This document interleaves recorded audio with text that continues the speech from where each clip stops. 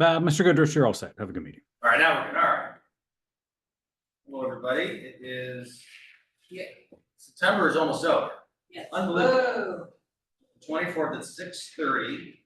I'll have a motion to accept the agenda as written. So, second. Moved by Ms. Conley, second by Ms. Canfield. All those in favor? Aye. The Scituate Select Board is committed to providing an environment of respect during meetings. We ask all members to interact in a polite manner, even when there's disagreement. We value the participation of our community and want all participants, including marginalized and minoritized communities, to feel welcome and respected. We ask that our committee members and everyone who participates to commit to those standards to support and respect our community.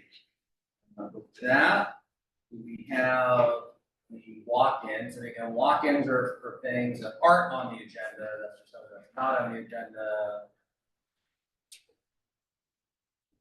All right. So we none here or there. We'll go to the report of the town administrator. Good evening. We'll start with our water update. This will be probably our last water update because we stopped these at the start of October. So Tack Factory Pond's back in the plus 0.25. It's up from 4 inches -4 last week. Reservoirs -18. Last week was -19. Rainfall was 2.8 inches over the past 7 days measured at the plant. And demand was 1.458 million gallons per day, down from 1.548 million gallons per day. Water treatment plant, the work continues. The contractor last week started the mobilization of equipment, and pipe clearing, and clearing of the construction entrances and the installation of the construction. Beginning the temporary construction of temporary sedimentation basin and division ditches. This work will continue this week. We'll also see the installation of the northern construction entrance, which is toward the top of the hill. Continue clearing of the initial project area and the installation of temporary fences on the north side of the project and gates at the access points. We post updates every Friday. They're available on the water department page. Or if you go to the home page, click the red banner, that will take you to the water treatment plant page where you'll see those updates on the left-hand side at the top. Town clerk wants everybody to know that early voting in the state for the state election on Tuesday, November 5th, 2024, 7 a.m. to 8 p.m. in the Scituate High School's gym starts on October 19th through November 1st during normal business hours at the town hall. Any registered voter in the town may vote early in person. Absentee ballots are available for voting in the town clerk's office in early October. If a voter is traveling before the in-person early voting period begins, it will not return until after the election. October 26th is the last day to register to vote in the election. If you're not already registered, you can register at the clerk's office or online at registertodotema.com. October 29th is the last day to request a mailed ballot. If you will mail the ballot, return it promptly to the town clerk's office. Ballots cannot be picked up at town hall and brought home. The town started final paving on Grove Street between Manlot and Maple Street today. That'll continue tomorrow. Once they're finished on Grove, they'll move to Lawson Road between Beaver Dam and Captain Pierce. We'll do a leveling course, raise the castings, and do final paving in that area. Yesterday announced the tennis court will be this Friday. With the rain, now it will be on Monday. So that'll be the first pour for the new tennis courts. They will not start till after 8:15, so all the high school and middle school students will be in that building, and they'll be done before the end of school. But just use some caution if you're in that area during the day. The first pour again will be Monday. The second pour will be a week later on the following.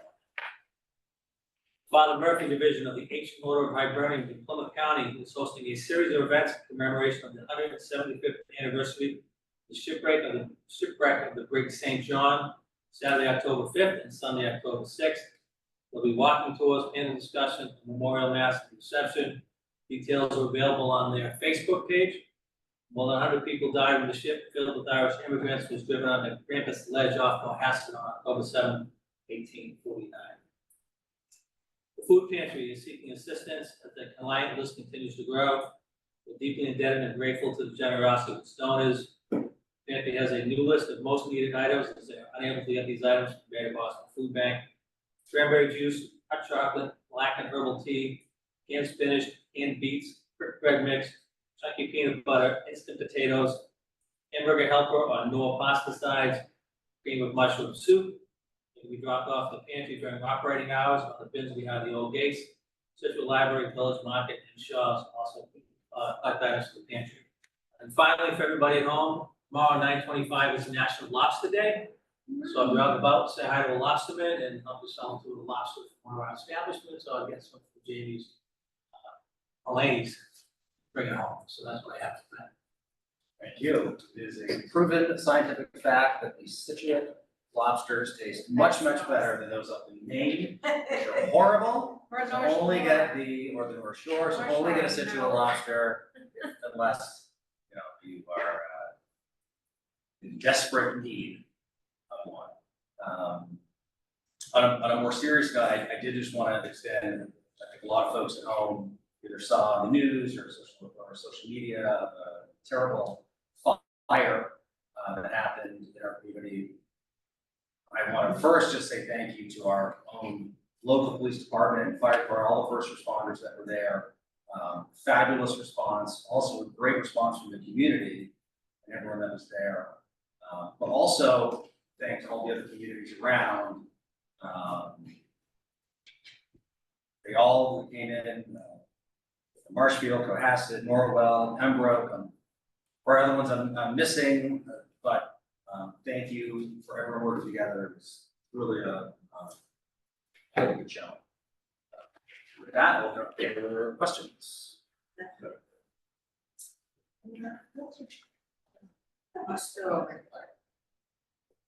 Getting off easy. I'll be home now. All right. All right, so with that, I just walked in. We will go to the first item, sewer connection. Board of Health Director, how are you?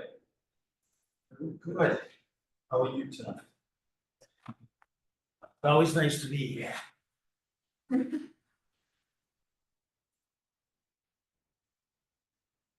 Okay, so this is a sewer connection for 29 Beaver Dam Road. We have done, I believe, one or two other recently connected sewers in that area.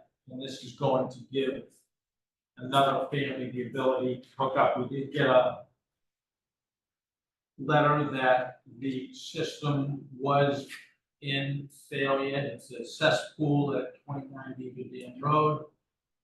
And we contacted the sewer department, Will, and asked if it was possible, and he said yes, and here we are. All right, so failing system. Coming right in, right there, right on Beaver Dam. I'll open up questions. We've done many of these, but questions, concerns. I don't know what that comes.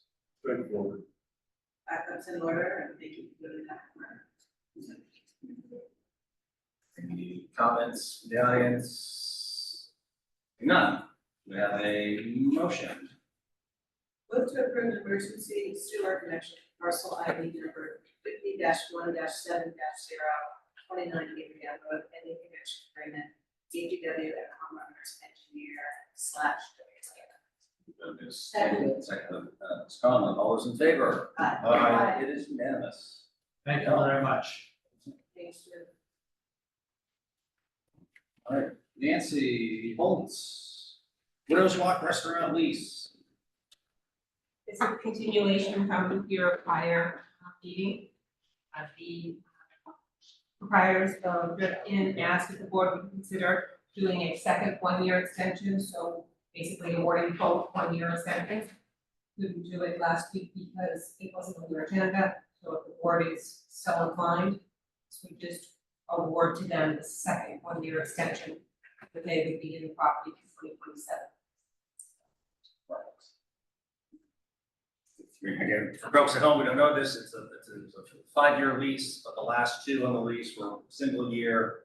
So we're trying to consolidate that. It's for business owner, that's easier to understand. 2 questions, comments. We pretty well discussed all of the remaining items last meeting.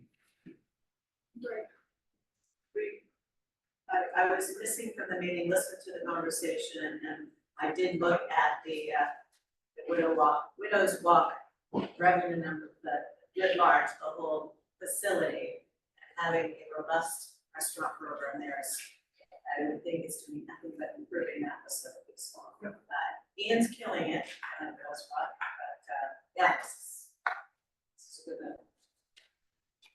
Great. Questions from the audience?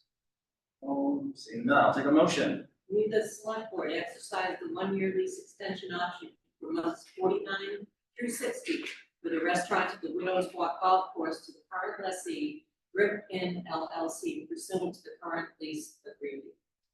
Ms. Conley, second. Second. Mr. Gilmore, all those in favor? Aye. It is unanimous, thank you. Thanks. Common Vic license. Pink Lemon, how are you? Great, I'm here. Introduce yourself, and I always forget, introduce yourself and your address, right? I always forget to do that. Sorry. So, My name is Chad, this is my bachelor art. We both took over the French Street down Scituate, started September 1. We're very happy to keep providing the best to them moving forward. Yeah, Christine Peterson, that's it. Before it was owned by Patrick and Emily Carr, so we just took it over as a franchisee now since they're franchising their business. okay, all right. Didn't know that. I'll have some, I'll open up, lots of questions. I was wondering why they don't have the stamps. Hey, just. No, the paperwork is in order and it's exciting to continue it. Because these classes.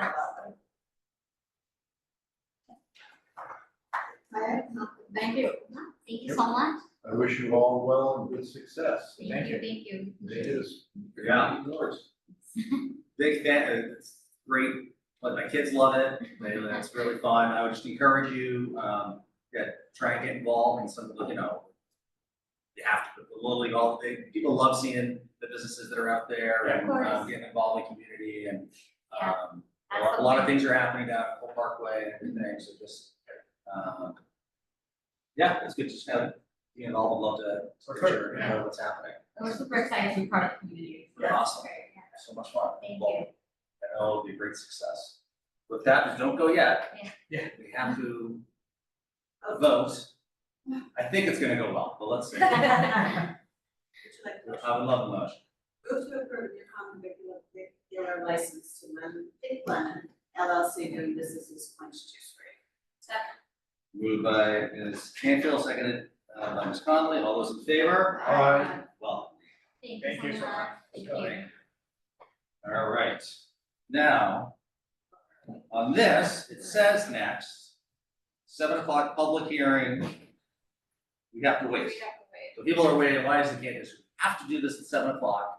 So says the law. So says the state law, so we have to wait till exactly 7. So we will move up. DPW comment. I was gonna say, yeah, let's do Kevin, because for his problem. My recommendations. Well, I'm with, yeah. Is this the parking lot? No, I'm guessing the contract, Mine. Yeah, contracts for. contracts, he's got one. Contracts, we can do contracts. Paving. We're gonna pay. While we wait, is there any correspondence you'd like to let us It know? would be my pleasure. Don't wanna waste people's time here. Our benevolent town administrator took the thunder out of my sails on the Brig St. John announcement. That's okay.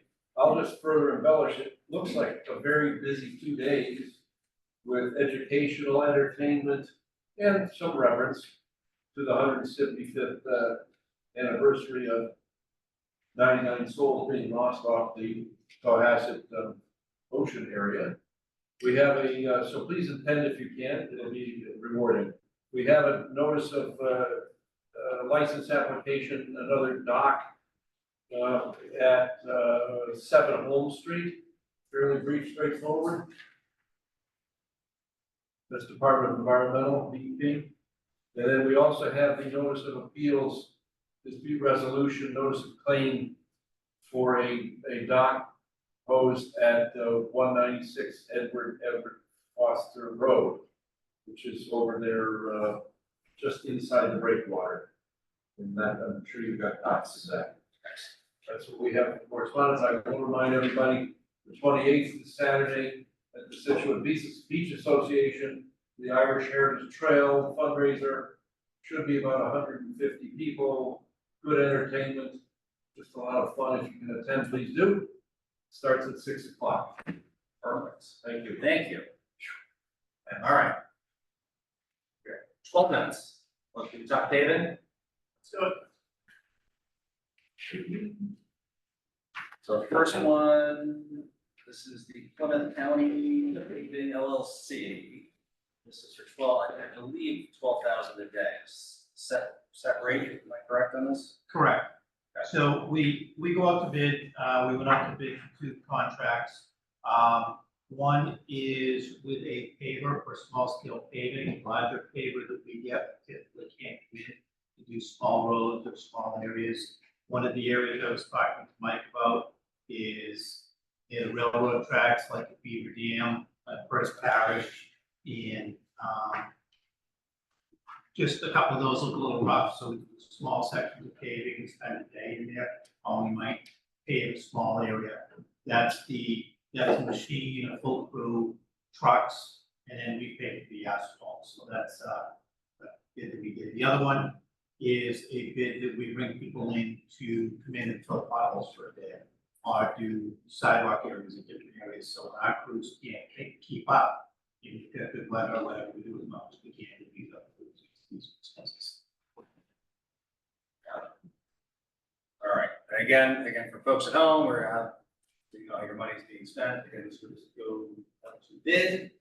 Is this one on the state bid list or the? No, This is it's, just the we regular- advertise, shop.com buys, did the full advertisement on it in the paper. The thing is, it's tricky, like, some people use Plymouth County to do their driveway, but, we put the minimum wage, we get the minimum wage rates, everything else from that certified payers, plus their insurance. So I don't really, so it does increase the cost. Cool. So only they're the only bidders. Correct, And were they were last year's bidder? last year too. They're- So the second time Second we've year, done it, okay. yeah. Thank you.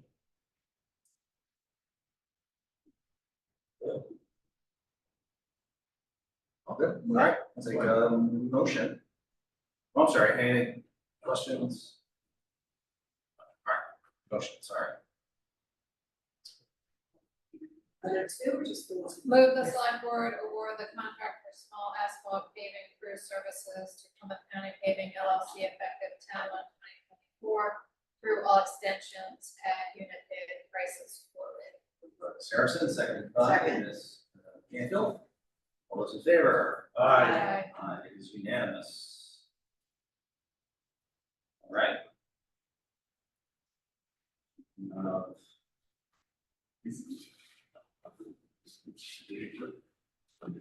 Second contract was the asphalt and Yeah, that's, Oh, I only have. yeah, there's only one. That's the only thing I have. There's a shot. Is the asphalt and crew one? Well, you can tell us about that. Oh, it's Oh. not. I'm sorry, I thought you received both. It is. Okay, no worries. So as I said, we go out with 2 bids. The first bid is for the small asphalt paving, which is a crew that goes out with a paver. The second one is we pay for manpower, trucks, equipment, roller. Another crew goes around and just potholes in the streets. That's pretty much all they do. We bid that, and that was advertised. Just like everything else, we had 2 bidders. We got Plymouth County Paving, and we had Hub Construction. Plymouth County Paving was $7,575 for a daily crew rate. Hub Construction was $5,995 for the crew rate. Basically, it's just a day rate to run those crews and do potholes on different speeds. We've had good luck with both of them, so we'd be happy to be obstacle bidders, so we'd have to do that. How fast do they mobilize when we need them? Like, how does that work? I mean, it varies, like, we can't say, hey, we need you tomorrow. Mike will call them and say, hey, I'm gonna need you guys, and they'll schedule a day, following the week, and they kind of watch the weather to see like whether we don't have real rains. But So they're responsive. they're responsive, we haven't had any major issues with them. And that's for all, the materials are part of that cost too, or there's. We additional- pay for the materials because it all depends on how much we're gonna do.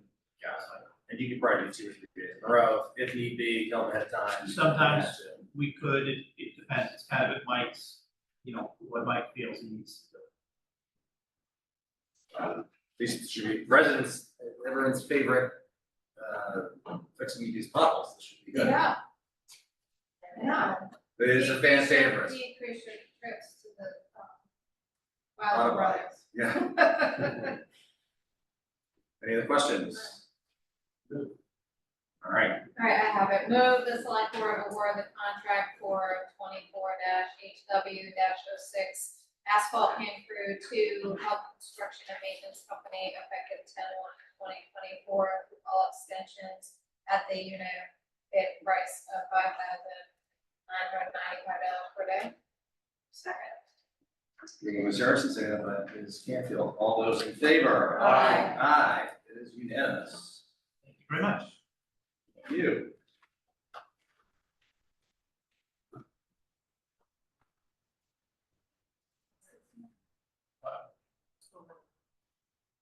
Right, we will do some, what was that? Sure. Let's sit back down. That's like. Yeah, we'll start, and if we have to,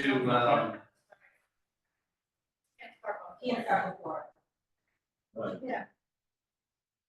all right, we gotta set it at 8 minutes, so let's roll. I will talk fast. So it's an update where we are with the minor parking lot. The idea is to replace the existing paved parking lot with a new lot, would be less prone to flooding and add additional parking. The DPW surveyed the parking lot. While researching the deeds, we realized the town owned additional land around the parking lot that could add up to 14 additional spaces. So that's included, Seth is beating me to it, so I did bring a pointer, perfect work on that. And it's around that yellow area up top on that other side. That's town-owned land that we came up with. So what we did is we took a look at that parking and tried to figure out how we could maximize the amount of spots we could add into there, is also raising it. So we estimated with the grading plan that we put together, that we were raising the parking lot up in the lower end by a little over 2 feet. And then we'd also be running granite curb around the side, and give us another 6 inches. So that would prevent us from some of the flooding. Current lot, we estimated, just counting from Google, had about 26 spots. The new plan, the guys put together had 32 spots and 15 spots in that new lot. Some of the older spots in the old lot were subject to flooding, so it made it even less than 23 spots. We're now working this CPC project, the beach project, I believe, so we've been slow on this just because we're doing it out of spare time and doing the winters, so I know everybody would like to see it get going, so we've subbed some of the work out to an engineering firm just to get it finished and hopefully get it all in a position we can bid it in the spring season so that we can get the work done and get the work started in the summer. That's our plan and that's our goal. The biggest challenge we have is use of the additional parking. Some of the neighbors use that as a storage area and boats and other things that we did now, as well as a couple sheds on that area. So do we foresee an issue? The neighbors, not just the Irvington area, is there an understanding that this is town owned, or is this gonna be or we don't know yet? So what are you looking for us? We've been staking it out for the forward? past 3 years and stating that it's town land, our mistakes, it's like town land on each side. We've also met with some of the residents. I hear some of the properties are turning over in those areas and changing, so we thought it'd be a good time to go forward. We'd work with council and do a notification letter to say that we'd be building that, as well as include a section plan in place, to let everybody know what was going on there. I'm sure there'd be Pushback, no, of because course, but if it's. if you've been parking in car there for a while and it's Right, fine, yeah. In the timetable, if things go right, If everything goes right, we would hopefully go out to bid, I'd love to say the end of March and start construction sometime,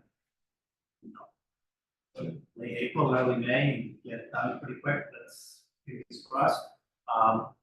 One of the other things that we were doing is we were working with conservation, and we would probably put in a storm scepter in there, which is a deep, structure that is used to clean the water that comes off the parking lot before it exits back out into the creek road over there. oh, interesting, that's great. So, and there was a donation, and we're not sure about it, we were talking about earlier with conservation about, seeing if they would purchase that, and there's still talks about that, but I don't want to, All right, put it up. No, this has been a long time coming, I appreciate you keeping at it. One thing I don't think I ever asked was there's an Eagle Scout project out there. Is that gonna be retained or is it, I don't know what condition it's in? it's not in great shape because Been there a long time. you're talking the kayak ramp or whatever is there, so that's one of the things we talked to conservation about because of the conservation project with the Eagle Scout project. Right now, we were not planning on doing anything about it, but we were concerned about it because it is going into digging into the edge of where the parking lot is. But we did leave it like this, that conservation wanted us to remove anything there, we were glad to do it, but we didn't want to hold the project up for additional permits. We did that. Okay. I just wanna make sure that, the parents of that Eagle Scout are residents of that area, so. We'd love to talk about it, but it's just not holding up that well, and No, it's. we don't wanna hold the whole project up because it's there, so we offered, we can help out one. No, it's good, thank you for doing the outreach to the community and it's a real go. And we've met out there a couple times with the beach association out there and talked about it. So when we have the red light, let's make sure, the green light, let's make sure we tell them our situation, so they can start to share the letters. Okay, excellent. Yeah, actually, I didn't know about that, except I sort of had it in my head that there is some access for kayaks and canoes. And I would want us to use that because that's an area of town that a lot of the rest of the town doesn't necessarily have access to it. So to the extent that, we can retain access more, but you'd have to have a Scituate beach sticker, right? If it's during the summer. If it's during the summer. Now you don't. Now you don't, which is a really nice time to kayak in the fall. So our only issue with it was Karen, and this could be a future project that we could do. We didn't want to hold up the entire project by doing waterway, mixing that waterways work. And we've heard from different people, I haven't used it myself, that it's kind of slippery and getting a little dangerous. So I kind of left it at conservation, when it was their project. If they wanted us to remove anything or do anything, we would try to accommodate them in the well. Well, I guess my concern would be, to the extent that we abandon it, then are we going to get back into, well, now it all has to be re-permitted again? I mean, so I just want to be sure that we retain the right to keep access there for kayaks. And we would love to, but it's a I conservation. keep hearing that word, but. I don't want to hear the word, but. I would like to hear that we're going to keep the access. How you do The it. plan is to keep, Thank you. when they get out there and start constructing, it may be problematic for the parking lot. Then we'd have to permit a new project with that. But the plan is to keep. Okay. He said it much more eloquently than that. Yeah. I've actually followed to that, and I will follow up with conservation since that's my liaise. I will liaise with them. But regarding the, it is very slippery, and it's not, people have stopped using it. They're using, it's like a gigantic slab, concrete slab that's very, very slippery and sharp. So people have been using the marsh to get in anyway. Okay, so will be back? Well, that's what I actually asked conservation that like 2 weeks ago, because I said it's great to have the access, but, it's just like, it's like straight down like 5 steps, and it's just so slippery. I understand. But I mean, it's something, so to clarify, you would be able to remove it but not repair it, is what I'm hearing. We would be, if conservation asked us If to do conservation, something okay. specifically, we would try to help out any way we could. Okay, because they're trying to think of a way to modify it and not make it as slippery, and I'm not sure it's as easy as that, because now they've a lot of the water access they're using is a lot more natural, right? Like, it's not like steep steps. Yeah, it's right there. Yeah, it's right there. But I do want to say thank you for an additional 18 spots. And I really appreciate that. Mine is one of our busiest beaches as far as parking, and the 4 additional spots, which is what I heard from the 28 to the 32, plus the 14 additional over in that area. That was my counting, I've been running the task. Okay, well, I'm hoping, maybe it'll be maybe it'll be more. Maybe it'll be better. Let's hope you missed out in the wrong way. But that is a lot that is used heavily, and a great access to the water there too at high tide. And also thank you for the mitigation and cleaning the water, because that little river goes straight to where the waste is. Our waste. So I had a feeling. it goes there. Okay, yeah, that's all of mine. I don't really have concerns, I'm just happy that this is moving forward, and I will circle back with conservation. I'm happy it's gonna go this way too. Doesn't appear by looking at the maps here that you have a lot of abutting people. Probably a handful, 4 maybe, abutting. So that reach out should be fairly straightforward. I'm in favor of it. The butter has told us.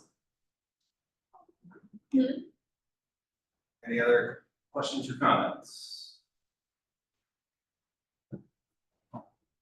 Regular question or? I'm sorry. Oh, sorry, yes. I do have a question. All right, I wasn't sure if it was the right time. now would be the right time, just name and address for the Yeah. record, sorry, forget. Okay, Christian Putnam, 81 Ladies Road, here on behalf of North Scituate Beach Improvement Association and myself. Number one, and I apologize, it came up earlier than I thought it would, so I missed part of the presentation. The North Scituate Beach Improvement Association owns the Gordon Park on the corner of Bailey's Causeway and Blades. And we wanted to make sure that there was going to be sufficient drainage so that when there's either splash over from the ocean or when there's rain, that park won't flood as a result of the changes to the parking lot. Number one. Yeah. And then number two, on behalf of myself, we went through a process to get an easement through the parking lot to be able to access our parking back, and I just want to make sure that was safe and good. Yes and yes. Yes and yes. Yes, and Yes and yes. Yes, easy answers. Love it. Thank you. All right, thank you. All right, so we have our rest to go forward. Thank you. Great. Thank you very much. Thanks for the update. Chris, I don't know if you were in, I asked them to make sure that North Scituate Beach Improvement gets the heads up when the final bids are ready and ready to go. Perfect, thank you very much, Karen, appreciate it, sir, Alright, so now it is 7 o'clock, now we can do the public hearing. So this is for Casa Verde, this is Kara Tondorf, doing business as Casa Verde. This is for a transfer of liquor license, common vic, entertainment license. And I believe, oh, there she is. How are you guys? I'm well, how are you? Doing great, thank you. All right, so believe tell it- us, The common vic should be on there as well, right? common vic, entertainment, common vic, and liquor. I mean, honestly, guys, this is pretty straightforward. I'm just, I'm taking a license I've had for 10 years and just transferring it over to, this new location. I had a planning board meeting last week and got all the green lights, the thumbs up. I've already been in touch with the Board of Health and stuff, so I'm definitely, covering all bases here. Okay.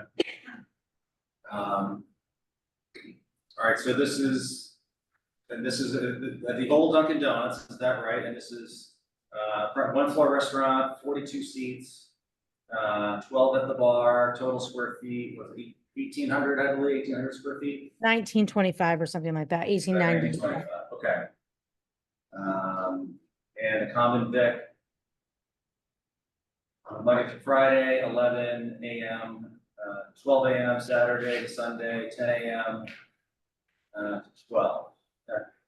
And this is all pending all final approvals, obviously building, fire, and water health. So I'll open it up to questions first.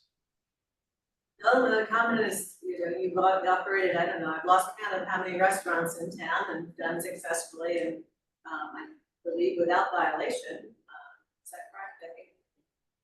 I've never had a violation. Was there one? Oh, yeah, okay. And you're also looking for an entertainment license for, interior, for inside. Correct. Okay. And you're not requesting any sidewalk use or anything like that? Not at this time. Okay. So you know the drill, Kara, what's important to this board. Okay, no question.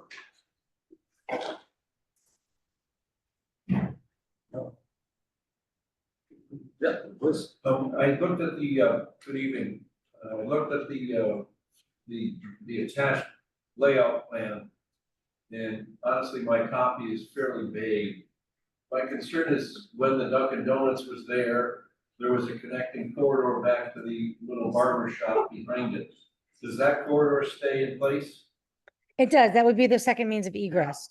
Perfect, thank you, that's my only question, thank you. I do not.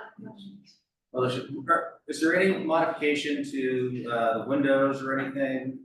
I do intend to replace the windows out front. I actually had a meeting with the building inspector already preemptively Okay. to go over that. There's really nothing structural that I'm doing that's gonna, obviously the windows will require a permit, but otherwise probably just plumbing and gas. I mean, plumbing, gas and electrical permits. Otherwise, it was an operating restaurant. Everything's ADA compliant. My plans are all ADA compliant. Okay. Right. No other questions there. So now I'm going to open up to the public. Public comment, any questions or concerns? Sir? And again, I've said it 3 times now, but I always forget name and address, just for the record. I'm Spiros Marius. I am 99 105 Front Street, 55 Forest Place. I've been in the habit for 25 years.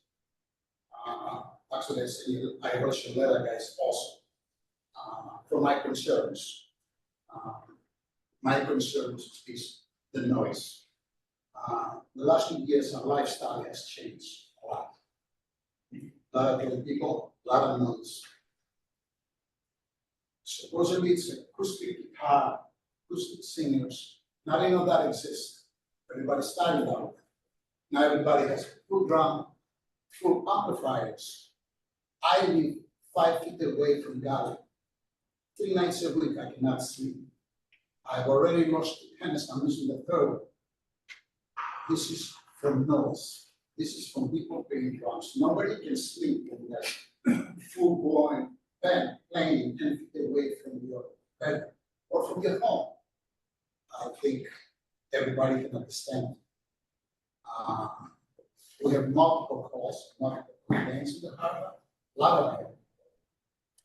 Now, my biggest concern is we have Gallo one plays live music 2 days a week.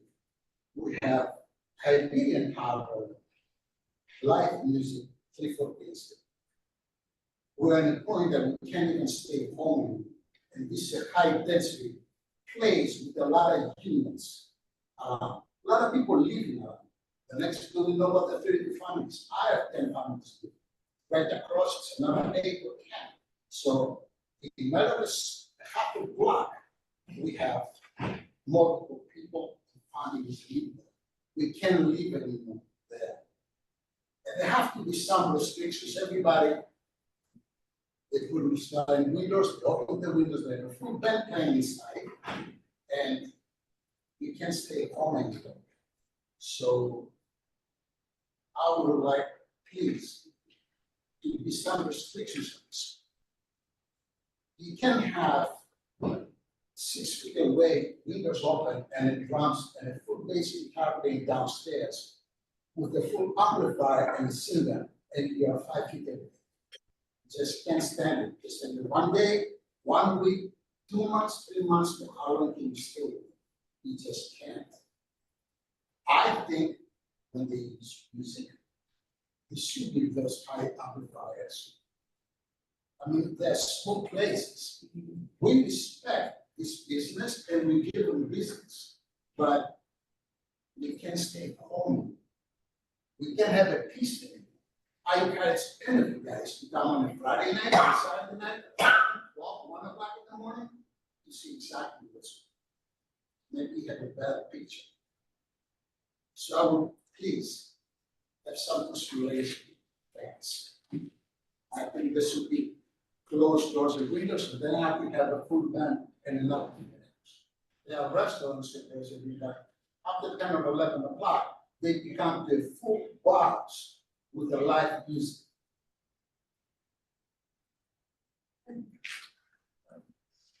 Well, thank you for that perspective. So let me ask, Kara, so what sort of music are you planning or thinking about for this establishment? And kind of talk about your vision here. Sure. Definitely not what he's referring to, and we also had a phone conversation prior to this. You know, even with the River Shed, which was heavily live music focused, you know, I booked music 6 to 9, and it was, I would say 95% just acoustic songwriters, musicians. Salt Society, I very rarely have live music there. I will occasionally have an event for a brunch. You know, this is definitely going to be a more food focused restaurant. So what I'm seeing, I might have a jazz brunch on a Sunday. I might have, you know, a hit songwriter from Nashville come and play a couple songs on the acoustic guitar, but you know, in the spirit of, you know, honoring this gentleman's perspective, you know, I went to the police department and got a printout and a list of all the, you know, complaints that have happened, and I have 0 in the last year for both of my restaurants, one of which is in the business district. So, I mean, you know, it's kind of one of those things where, you know, he doesn't know me and how I do things, but that, like, my agenda with restaurants isn't like a big party scene. I mean, I was trying to tell him I close on New Year's Eve, I close on the 4th of July. So hopefully that'll just at least provide some reassurance. You know, I Here's the can't, thing. sorry. Yeah, no, you can finish. I was gonna go to someone here in the audience. Oh, okay. Hi, I'm Kathleen Baldwin. I'm at 124 Front Street, and my biggest concern is similar to Mr. Emilio's, and that I'm not sleeping anymore because of the noise. My unit faces the main, Front Street. I have 4 windows, double paned. I have my fan on, I have my sound machine on, and music wakes me up. I think, I want this to be a lively environment, but there should be acoustic barriers. They should be maybe putting the music inside their establishment. Music should not interfere with other establishments, other residents. It should not expand outside of their building, the sound. That's great that these restaurants want to have music, but when I'm in my house, maybe sick of the flu, the last thing I wanna hear is the music. I'm concerned that those restrictions are not in place. I'm concerned that police presence is not there, especially at closing time and beyond closing time. I can assure you, through my own observation, that there is lack of compliance on the part of the establishments that have music licenses. And it's a concern, from sex next door in our driveway to throw ups in the middle of Front Street to the management laughing at a resident's concern for loud music, and never have tried to approach the residential community to come up with something that is nice and appealing for all who live in there, in terms of being respectful of our home. This isn't your home, it's your home. I need my home and my peace back, and I'm not getting that, and it's been since 2021, when the first music license, I don't know when the other ones, I do hear galley from time to time, especially on special occasions, but the acoustic barrier must be there and be respected in terms of having others not hear what they're using for their patrons, not for the rest of the harbor. That's what's important to me, is that those restrictions and oversight and of the police, because I'm considered probably a nuisance to the police. Their excuse is, oh, but they have a music license. I'm now being informed that it's an acoustic singer. They are using microphones. There shouldn't even be any microphone for anyone singing, and they have multiple singers. It's a single singer, acoustic singer. So no one's, how are they being, what's the oversight for them complying with what's been given to them? And secondly, please consider when you renew licenses that it should only be acoustic, and that they should have restrictions in place for sound barrier. Thank you, that's my concern, and it's bad when someone who likes the dead can't handle it anymore. Okay? I appreciate it. Anyone else on the public before we discuss? I don't see anyone else. All right, so it seems, I see it like this, there's two separate issues that we're talking about. Or I guess my first question is, how often have you been woken up by the Salt Society? No, I'm concerned about compliance and oversight, that's a. Right now, so there's kind of two separate issues that I'm trying to figure out here. So in front of me is a license for Kara, who has a business downtown, and is running another business, right? So we have to decide, has she been a good steward, has she done things right, or is she gonna pay for the sins of other people, alleged sins of other people? There's record. Or, hold on, and then there's, no, but this is for her license, right? So if I owned a business, I don't own a business now. And if my neighbor is being bad, I'm not gonna get able to renew because my neighbor was bad. If she's been a good neighbor, and you tell me, I don't know how bad Salt Society's been, I don't live there. Is there anyone here from the day spa that she'll be next to? No. So there's right on the same block, there's gonna be a business. I haven't heard anyone complain about the Salt Society. And I'm not saying, and this is where there's two different issues, because I want you to be able to sleep. I want you to be able to have peace, and that's separate, because that's a different entity, that's a different owner. And so if we have to talk about enforcement and making sure that we're following the rules, and that, the drums aren't, that's separate from someone who may, as far as I can tell, I don't have a Salt Society type of issue. But we'll come back, so let's, Right, so what Andrew, I think is you're exactly right, so two different things. The first is, you have an application before us to use the old Dunkin' Donuts space to bring in a new restaurant to the front street.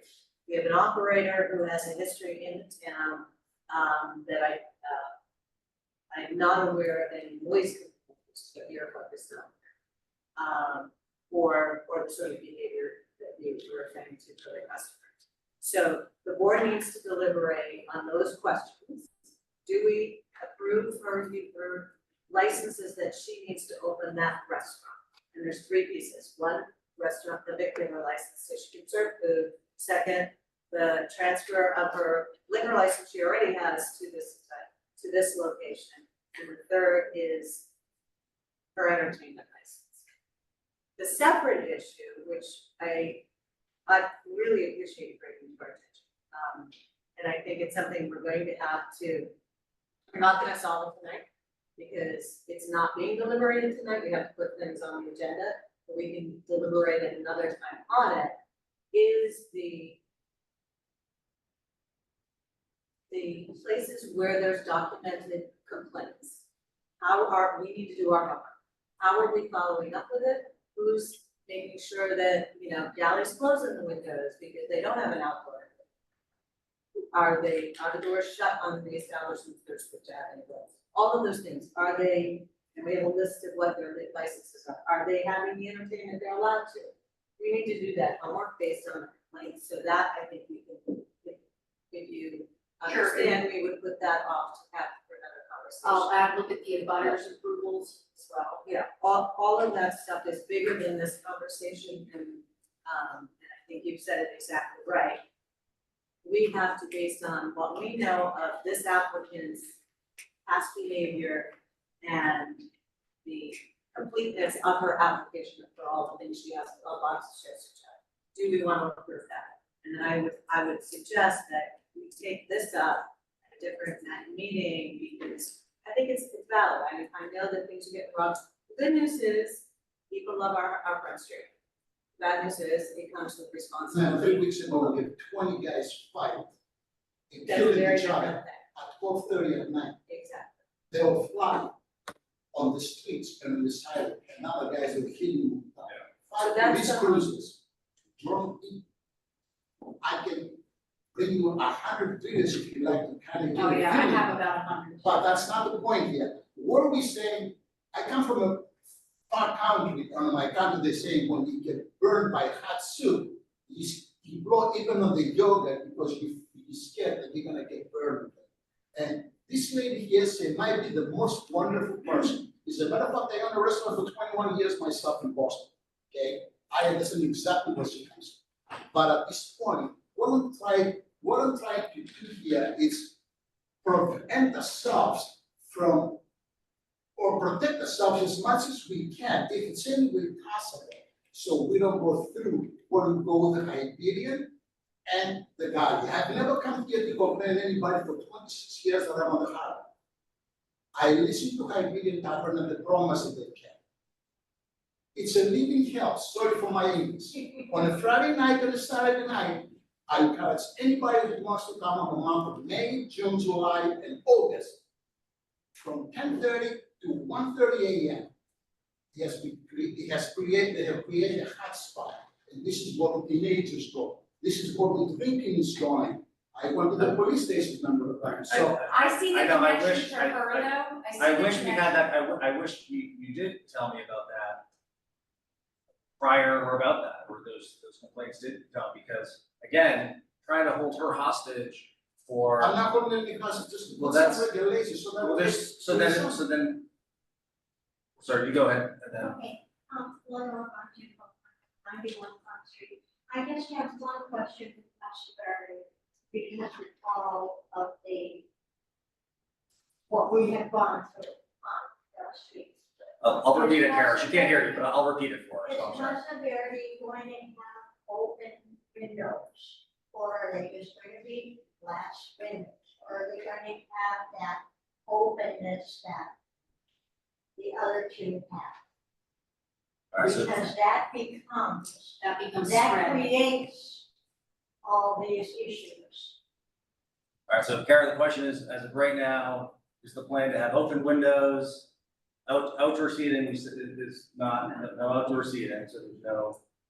Not at this meeting. We're not talking about that at this meeting. Yeah. Do I want windows that open? Yeah, I'm probably gonna have windows that open. Which, you know, I think we all have a right to do, but I'm not opening a music venue. I'm opening a restaurant. You know, I definitely want an entertainment license for the occasional thing that I might want to do there, but I'm not someone that's gonna be having music late at night. I mean, like I said, I might do like a Latin jazz brunch every once in a Are you while. planning floor, are you thinking of constructing floor to ceiling, windows or just regular windows or what? I mean, I just might do windows that open. I mean, I don't. Like a regular window, not the full. Open windows are, of course, fine. It's the problem is with the other two places. Sure. Right. It's an open venue out into the street.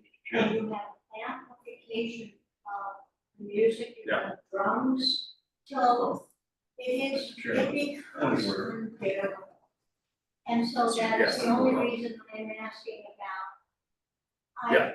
Salt Society is a great restaurant. Excellent, okay, so that's the one she owns. Yes, sir. Mr. Chairman, I think what's going on here is continuation of a discussion of a disturbance complaints versus what's on the agenda, which is to grant this person the right to continue her business in Scituate after having several successful restaurants. I think it's duly noted that the community is very concerned with some of the activities in the existing other businesses. So I would respectfully ask that we can move on, take care of this on the agenda issue and schedule another evening when we can all be properly informed. I've looked at some of the readout on the police reports. They're interesting, but have I had time to really analyze that? Are we gonna hear from the chief of police tonight? Maybe we should do that when we have it on the agenda, where everybody can formulate and come around and decide whether windows need to be closed when people are entertaining, so that it doesn't go outside. Those kinds of things I think would be great if we put it on another agenda. We shouldn't be holding up this individual's application this evening. That's my opinion. I agree. I appreciate that. And again, like I said before, you know, I don't, it doesn't feel good to be like lumped into, obviously you have different concerns, but I think we're talking about different issues here, you know? So, you know, I hope that we can separate the issues, and I mean, I hope that it gets resolved for you, because I understand that must be frustrating. But I'm just looking to open a nice little spot in the harbor and not do anything crazy. And, you know, I'm like, I want to be in bed by 9 o'clock every night. Really, that's my goal. I have two questions related to her application. Sure. Yep. Kara, I know it's in here, but remind me, who's going to be managing this, and let me remember the second question, answer that one first. I have a management team that I've been, you know, I've built for the last 10 years.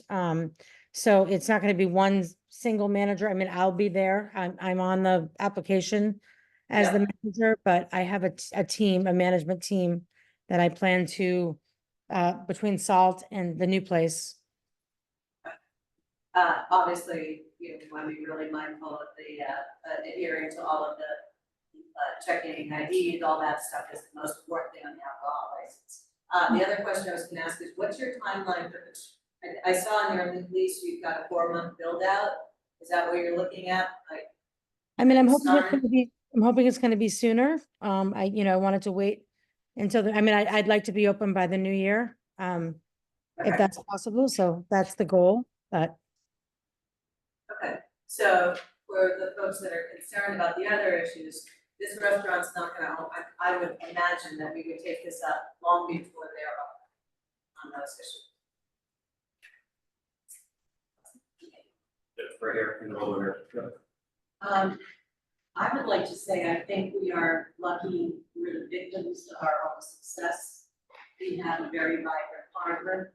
I for one would love to live there, but I understand that there are issues related to the success that we've had in the restaurants especially. And so, you know, there are probably some modifications that need to be made. So I would rather that we looked at the harbor in general in terms of, you know, if we're kind of all over the map in terms of the hours of operation, the amplification versus non-amplification, acoustic versus non-acoustic. I think that we've been able to have restaurants where the windows can be open, creates, you know, more. And to be honest with you, when you go down to the harbor now, if the Mill Wharf is too busy, you can go to the Salt Society, and if you don't like, if that's too busy, you go to the Vine Bar. So, you know, I think we have created a situation where people can get out of their cars and, you know, walk around. And it's a good thing, but if there are modifications that need to be made to make it so that people can actually live there, with the understanding that when we live in a commercial district, a business district, things happen. That's my take. All right, the last two, I said you go first unless you want to. Yeah, it's my And then we'll fault, go but first of all, it's a last two. mixed use environment. I'm not sorry, just commercial. commercial. I'm sorry. Yeah. Mixed use. I knew I'd get that zone. And number two is, Mixed use, but it's Yeah. still mixed use. yes, what about trash? Is there going to be a place? Mr. Speaker, No, this is on. this is, we need to change this agenda item here. That's for the, that's manage their trash, that's all. If it's out of scope, that's fine, but just, that's an issue for a license everything. Can they manage their trash? That's Yeah, something for restaurant. health. Okay. Yes, ma'am. Just name and address for the, Chris Nelson, 91 Front Street. I'm sick and tired of people saying commercial. Our building at 91 Front Street was there before these bars came in. The galley was Finn's. It was a French restaurant before. The guy left, then it was Finn's, and now it's the galley. And we have an awful lot of problems down there. And there was a fellow that died right on the street some years ago. Because he overdosed. And people come into the courtyard, they pee, they sit and they smoke. You know? And it's my home. I pay a lot of money. What if I don't pay my tax? It's not fair. thank you. I will apologize again for using the wrong zoning term, but we do live in an area that allows businesses to exist. And my point is saying that if there are some modifications that we need to make in terms of rules that we have down there, then so be it, but I do think it's a subject for another night.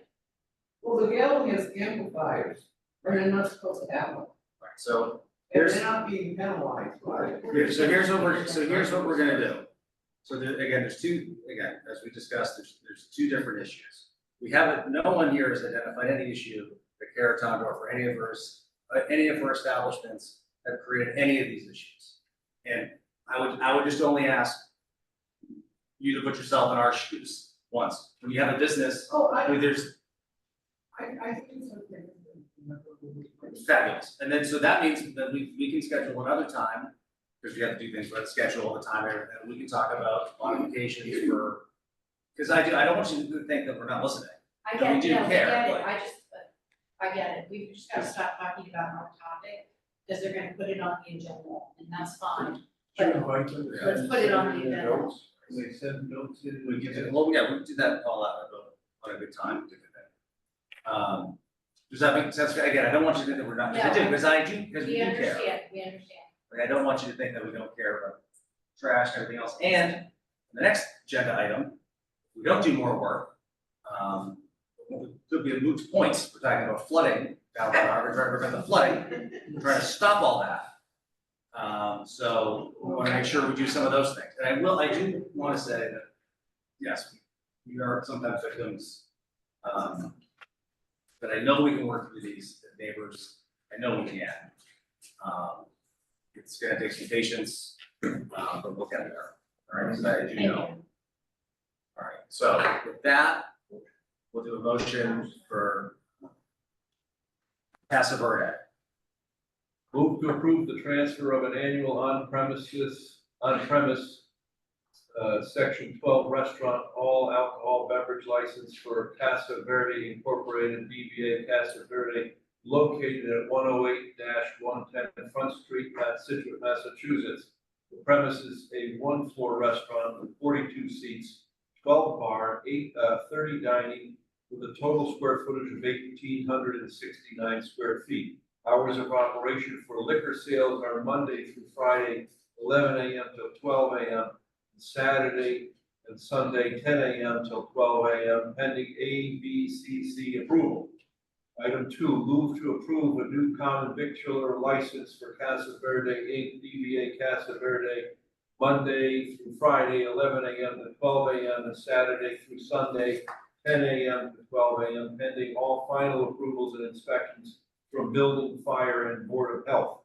Item 3, move to approve a new entertainment license for Casa Verde Inc., DBA Casa Verde, for solo performers or a small jazz quartet with amplified PA system Monday through Thursday from 4 p.m. to 10 p.m., Friday from 4 p.m. to 11 p.m., Saturday from 11 a.m. to 11 p.m., and Sunday from 11 a.m. to 10 p.m. Second. Moved by Mr. Gilmore, seconded by Ms. Harrison. Yes. Wait a minute, we just heard amplifier for the first time. The amplified PA system was in item 3.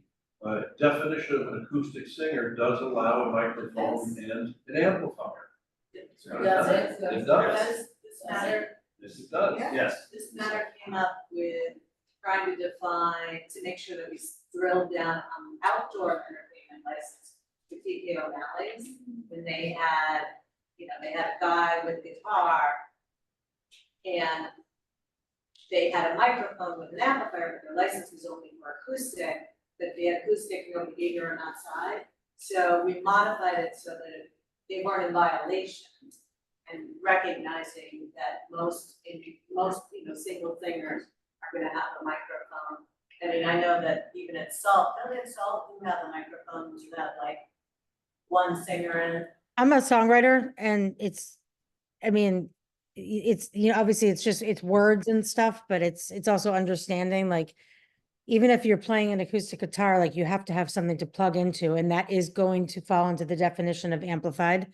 It doesn't mean we're having bass and, I'm talking about like a freestanding Bose tower where somebody plugs in so they can be heard, if I choose to do that. Right, so we wanted to make sure the license was accurate, and I know it sounds like, oh, and I know to your point, we want to pull with two.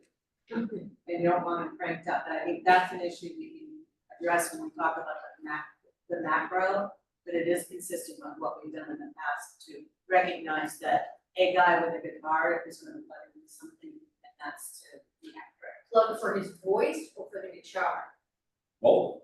I think Yeah, it's also, McDonald's, we have the amplified, voice through the speaker. We had to talk to council for everything, what exactly they had to do, because, is he speaking, is it through a system, and then it goes, order 37, like that would not be allowed, all this other So I've nonsense. I know what you're thinking, and I would like to put that in the bucket of things when we talk about, should we be modifying everybody's, because this board in the past has been very, very careful to apply the rules evenly to all businesses. It's fair.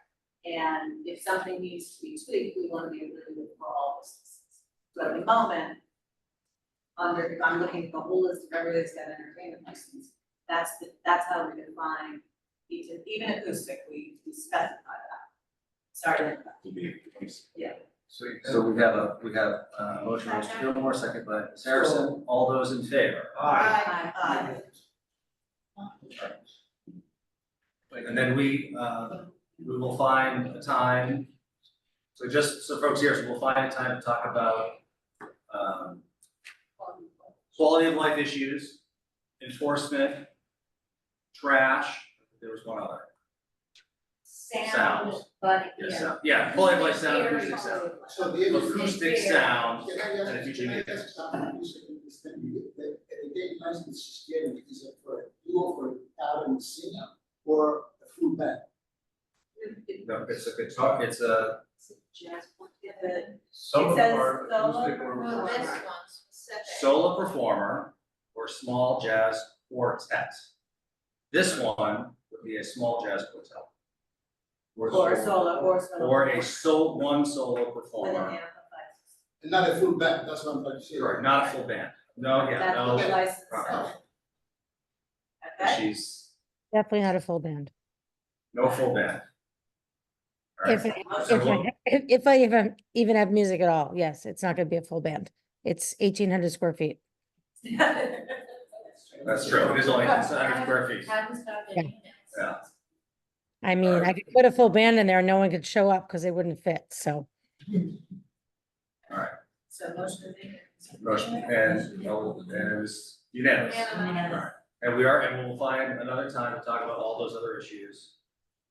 Sound, acoustic barriers, trash, and enforcement. Enforcement. Okay, most important. Yeah, and enforcement. All right, thank you, Thank you, Alright. guys. thank you. All right, Yeah. Are we good? We got to Yes, hang up? we're good. Very good. Yeah, Thank you Good very luck, much. good luck on your venture. Thank you, I appreciate it. Alright. Thank you so much. We're up next, 40 miles, we're talking about flooding, or hopefully no flooding in the harbor. We're full, I know, we know there's going to be some point, so how do we mitigate? I'll find out. Find out when she stays there. Yeah, no. Oh, we got this. Yeah. Right, well, is it? Thank you. Yeah, she's Oh. not temporary. I don't know.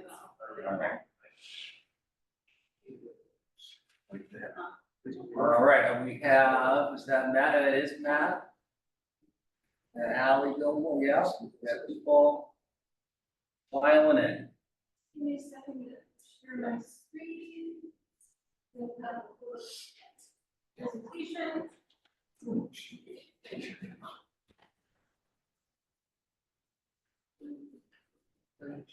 Okay.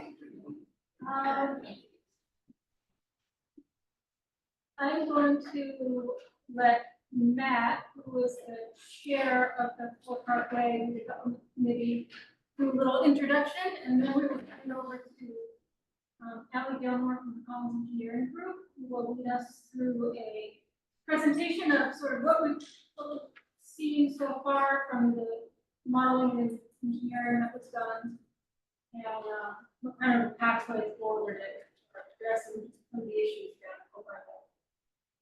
So Matt? Yeah. Unmute Matt. Yeah. Okay, great. Thanks, Corey.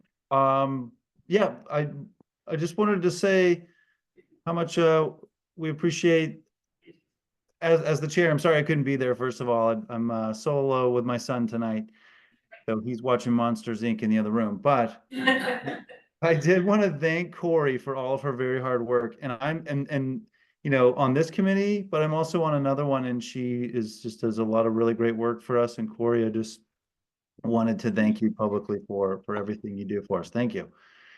So I think I'll just provide a a high level overview of what the committee has done so far over really the past 12 months. We've worked together to determine the scope of this project, and then put out an RFP, select Collins Engineers, and been working with them the last 6 or so months, maybe more than that. And I know Ally and maybe Ryan, maybe Connor are going to outline in further detail their findings and everything that they've gathered for us. But I think just to kind of net it out for you, it sounds like the flood barrier project will ultimately be an ineffective solution overall. The water is going to come around the north and the south ends. And again, we'll get more into the details around that. I mean, really, if anything, the project would just increase the velocity with which the water comes around the north and the south ends of the harbor. So we're thinking it may be better to ultimately reduce the scope to water management and drainage management specifically. I mean, it's just a matter of practicality, just being able to afford the footprint across the harbor. It's really just not, it's not realistic with the amount of, we were just talking about all the private businesses and things like this that align the harbor. And then also, I mean, it's just going to be more cost effective in the short term to focus on drainage and water management. I think it'd probably be best to let Ally speak to some of the specifics of what was discovered in the project that they did before questions.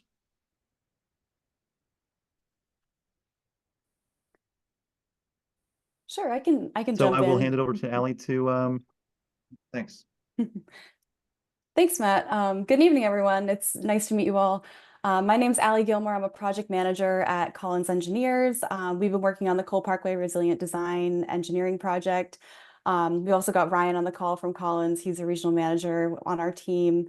But really tonight we're planning on just kind of presenting our progress so far, kind of sharing some of the modeling efforts that we've been working on, and really just kind of discussing some of the next steps that Matt talked about. So kind of just wanted to start off with a quick summary of sort of our progress to date. We really initiated this project by doing several different site investigations, which really we were hoping to collect quantitative data that we needed to kind of identify some of the problem areas and specific concerns across the site. So this involved a geotechnical investigation, stormwater infrastructure assessment, a parking lot assessment, and then also, probably most importantly, we did an existing conditions coastal modeling effort to really kind of understand what flooding was happening at the site, sort of where it's coming from, the frequency, that sort of thing. So kind of once we knew specifically where in the site we really needed to hone in on, we began kind of developing the conceptual alternatives, which you see at the right of the screen. So the alternatives really had flood barrier design at the core. That first alternative at the top right kind of has an inland flood wall that sort of accommodates a raised parking lot at the eastern side of Cole Parkway. Kind of maintains the existing green space, existing harbor walk that we all know at Cole Parkway, and just kind of has like a minimal involvement aside from the raised parking lot. The second option that we looked at, that second one down, alternative 2, is more of a raised harbor walk. So this kind of overlooks the water, really just provides a bit more separation between the parking lot and the pedestrian walkway to kind of create that as sort of a focal amenity point. And then the last option that we've kind of been considering in terms of flood protection is a berm, which is essentially a buried flood wall. It's kind of a hidden concrete wall. And one of the benefits of a structure like this is that you can really integrate it into the landscape. It offers a lot of opportunity to kind of create more site amenities around it, to kind of have seating or amenities up top. So that was another good option that we evaluated. So then as we developed these alternatives, we put them into a coastal model, the same model that we modeled the existing conditions. We modeled our proposed conditions to really see kind of what the performance of those options were. And that's kind of where we identified some of the flanking challenges and velocity concerns that Matt had talked about, which we'll describe sooner in this project or in this presentation. So just kind of wanted to talk about sort of how we obtain our design flood elevations very briefly. The design flood elevation is essentially what we set the top of our flood protection barrier to. And that's essentially based on two different things. The first is sea level rise, and the second are kind of which storm scenarios, which, the wave height, that sort of thing. We have to identify what sort of a storm scenario we want to protect our site for. So I'll introduce sea level rise first, which you can kind of see on this graphic. The dotted line at the bottom sort of represents what the sea level rise trends have been to date. And then the four kind of colorful lines on the right side of the screen indicate what the different trajectories looking in the future could be, kind of where we anticipate sea level rise may trend. So you can see the present day spot highlighted on that chart. That kind of represents what we use as a baseline. I know it's not exactly 2024, but this is based on recommendations that were provided from the state of Massachusetts. And you can just see kind of the increase in terms of 2030, 2050, and 2070, which those are our sort of 3 planning horizons that we've been working towards. And essentially we're looking at about 4 feet higher high tides than what we see normally. And today when we see a high tide, it'll be about 4 feet higher in 2070. So just kind of really emphasizes the fact that we've got a sea level rise problem at hand. You can go to the next slide. So the other component of the design flood elevation that we considered is that storm scenario. So we modeled that for the Cole Parkway site specifically. And this graphic kind of jumps around to show the different coastal flooding scenarios from both the present day, the 2030, the 2050, and the 2070 storm scenarios that we had talked about.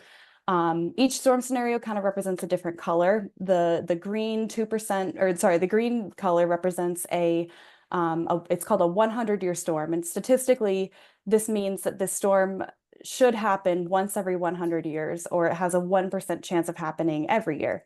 Now we know that storms don't necessarily follow statistics and the weather kind of does what it wants. But again, this is a baseline recommendation that was provided based on Massachusetts state guidelines. So you can see as this graphic kind of jumps forward, we really start seeing floodwaters encroaching more and more into the Scituate Harbor District. And one of the things that I really wanted to identify on this map is that you'll kind of see on the western side of our site, we really don't see too much flooding in that location. And that's primarily because that's at a higher elevation. That's more of an upland area. And the elevations and the topography are much higher and don't flood nearly as frequently. And it has to be a much higher percentage storm for those areas to see flooding. Next slide. So just kind of getting into how we worked in our proposed modeling results with our alternatives. We had a baseline understanding of what the flood scenarios are at the site. That's kind of shown on the existing condition on the left. And we looked at this in terms of both the water surface elevation, so kind of what the top of the flood water would be, and then the velocity difference. So how are we altering how water's flowing around the site by putting in our flood protection structure?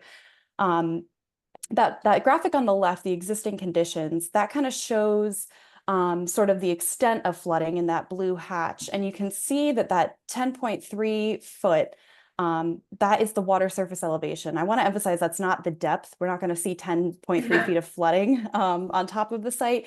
That's like a contour elevation. So Cole Parkway is anywhere between 6 and 8 feet on average in elevation. So that's about 2 to 4 feet of flooding that we would see under existing conditions. And again, this is for that 100-year storm scenario that we evaluated, and this would be occurring in 2030, so just a couple of years down the road.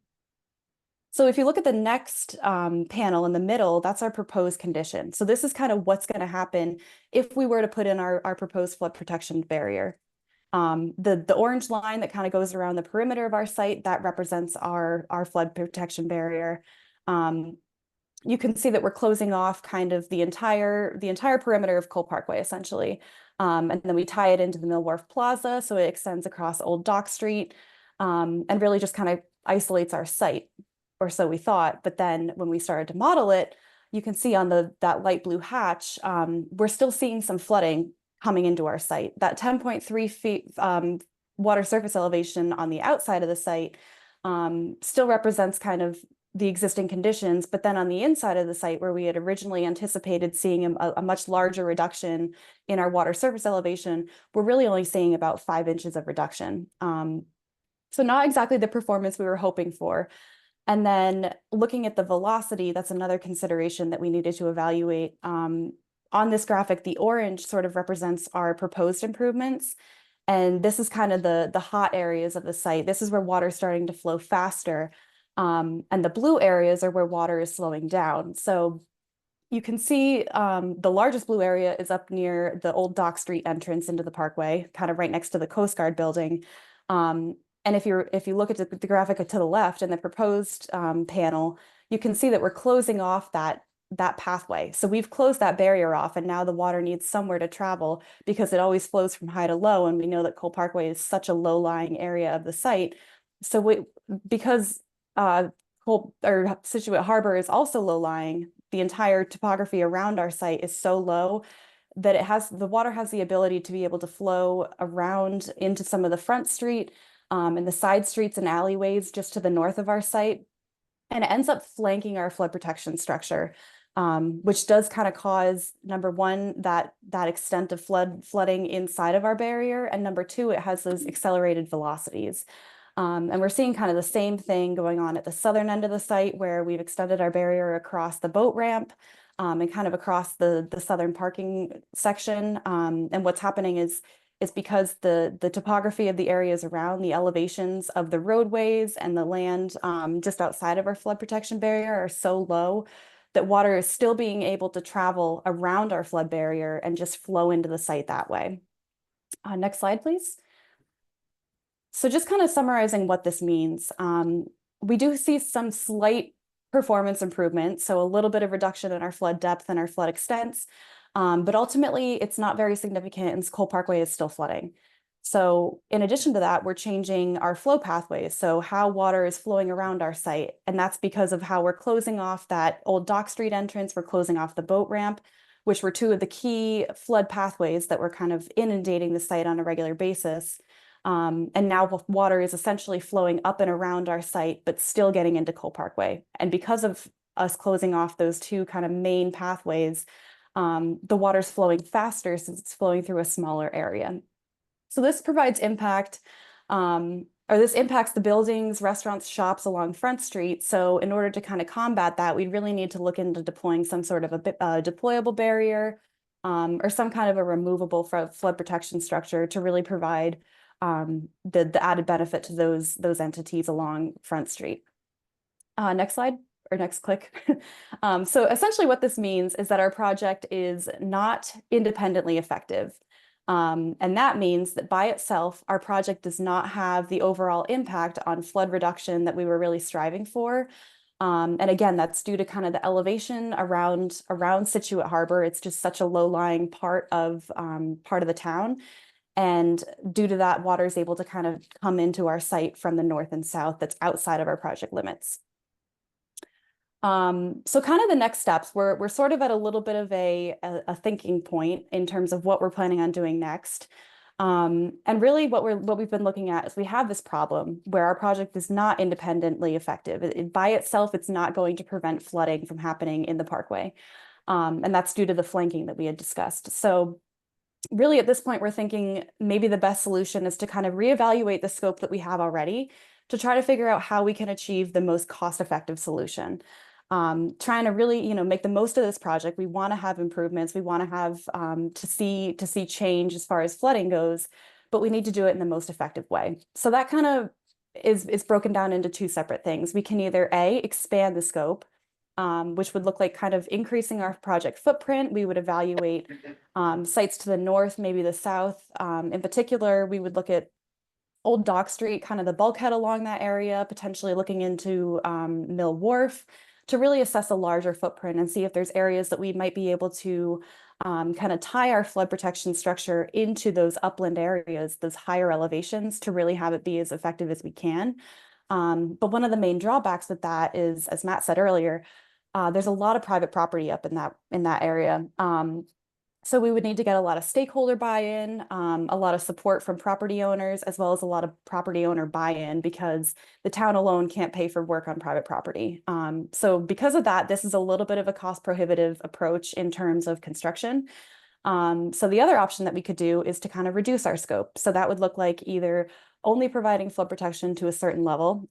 This is kind of like assuming a certain level of risk. Maybe we don't protect against that 100-year storm. Maybe instead we look at protecting against, say, a 2-year storm or a 1-year storm, or something that's a little bit less robust of a structure, but still provides some protection, and kind of figuring out where that tipping point is of where we could have an effective structure that we still get that effectiveness of the design. Or the other option is to kind of improve our storm recovery and really mitigate damage from flooding. So that's an approach where we could allow the site to flood to a certain extent, but really focus on managing how we're going to handle these floodwaters after the tides recede. Trying to drain things as quickly as possible, looking at our existing infrastructure to try to improve that. So that brings us to the capital improvements project that we are currently working on. And this is, I believe, undergoing the town approval process. Corey can correct me if I'm wrong on this. But basically looking at this, we're planning on kind of approaching the project from that damage mitigation and really resiliency standpoint of trying to be resilient after the storm. This is, as part of this project, we're planning on kind of taking a deeper dive into the existing drainage infrastructure. I know at the site currently, we've got some problems with seawater kind of backflowing through the existing stormwater system and bubbling up through catch basins, manholes, as you can see in that video. I know that happens during the monthly king tides, which we've been calling the nuisance flooding. And essentially it would still provide some level of protection for the project, but just not be a full-scale redesign. So the capital improvement project would be for permitting, design, and construction. And that's kind of really just the short-term solution that we're planning on going for. Next slide. So that's kind of the skinny of what we've been working on, and I'd be happy to answer any questions. I know it was kind of a lot in a short amount of time, but you know, I do think that we're making the most that we can with some, you know, maybe unfortunate data that we've gathered. But I do think that this project will still end up resulting in, you know, an overall benefit to the town in terms of flood protection.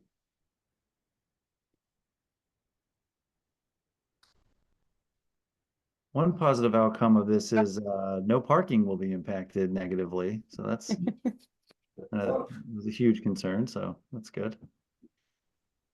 Right. Anything you'd like to add, or? Yes, in terms of the capital improvement project, it's something that I've added into the capital budget for next year and the year after. So it's gonna be reviewed under that process. We do have some grant funding to help with that. But overall, it's kind of like the minimum that we can do. It's all very sobering. Waiting for the good news. Yeah. The good news, good news. All right, let's open up the questions. We'll talk. No, I think it's glad we're going through this, but not glad we're going through this. Start over here. Well, we're not gonna shoot the messenger. I do appreciate the detail and the diligence and the concept that you're looking at the best data possible to anticipate the worst scenarios possible. I think you have to press forward. I'm looking at other things that were in our backup that were not in this presentation. And it's kind of confused me a little bit. There's some configurations of what this mitigation would be like with a big strip of lawn down the center of Cole Parkway, et cetera. So I don't know where all that went. From that standpoint, I'm not sure where this leaves off and where this is here. Yeah, so those were part of the alternative scenarios that we looked at. And it involved a combination of like green stormwater management, combined with flood barrier. The flood barrier in and of itself is not effective. Okay. Unless we go all the way up to a higher elevation with that barrier, which. Are we afraid to do that? It's a cost. It's a cost issue as well as a property ownership issue. You know, the private entities own from Cole Parkway all the way up to the town here. From that area. Yeah. But if we were to raise Cole Parkway, treat it as its own, would that not eliminate a lot of damage on the Front Street side of things and those businesses there? And the use of the municipal parking lot, it would not? No, It comes around. Yeah, it would just divert it and it'd still get there. Yes. Yeah. Oh, yeah. Having been through a lot of these meetings, including the presentation that was made in August, the end of August. We looked at a lot of conceptual designs for Cole Parkway itself, because that would be original charge. was to do Cole Parkway. And the architects, the landscape, they all did a great job of showing us different alternatives. But at the end of the presentation, the gentleman from Woods Hole, Connor, yes, threw a huge bucket of cold water on us. Because essentially he told us, and when we really start to think it through, if we only did Cole Parkway, which is what the town owns, not the rest of the harbor, which the town doesn't own various pieces of, you would essentially be creating an island. And the water would simply go around. So, you know, so we started, which is why you would originally asked us to come in with this presentation 6 weeks ago. We really had to regroup and think, okay, you know, what are we doing? Do we need to change what we're thinking about? And Kevin Cafferty's been at a couple of meetings, and one of the things that had come up very early on was the issue of drainage in the harbor. And that there's a lot of bad drains and bad drainage issues. So on a short-term basis, to try to at least to address the drainage issues would be helpful, and I think that's where the capital request is coming. Then the issue related, we'll talk about north versus south. The south presents its own problem. Going north, you hit the Mill Wharf parking lot. And as Mr. Warner knows, the parking lot itself is privately owned. The question is, in order to provide public access, there was something done with Chapter 91A that allows the public to use that walkway that goes around that. And so the question there is, and we're gonna have to get answers to it, is what, if any, ownership responsibilities does the town have? Who owns that actual walkway? And if, and Mr. Warner also agrees with us that the issue of the Mill Wharf parking lot is their issue. It is the owners of the parking lot, that's their issue. But if there was some way that we could stretch the project that we're talking about to raise the edge further up along, and depending on how we can manage the financing of it, maybe we don't touch Cole Parkway itself other than to do the drainage. And we spend money to get ourselves all the way up to the here. We don't have any numbers for that yet, but you know, I think as a group, we realized that we needed direction from this board as to how would you like to approach it.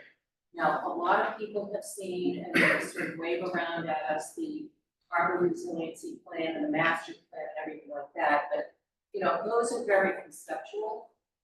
This is now we're at the practical part of this thing. So,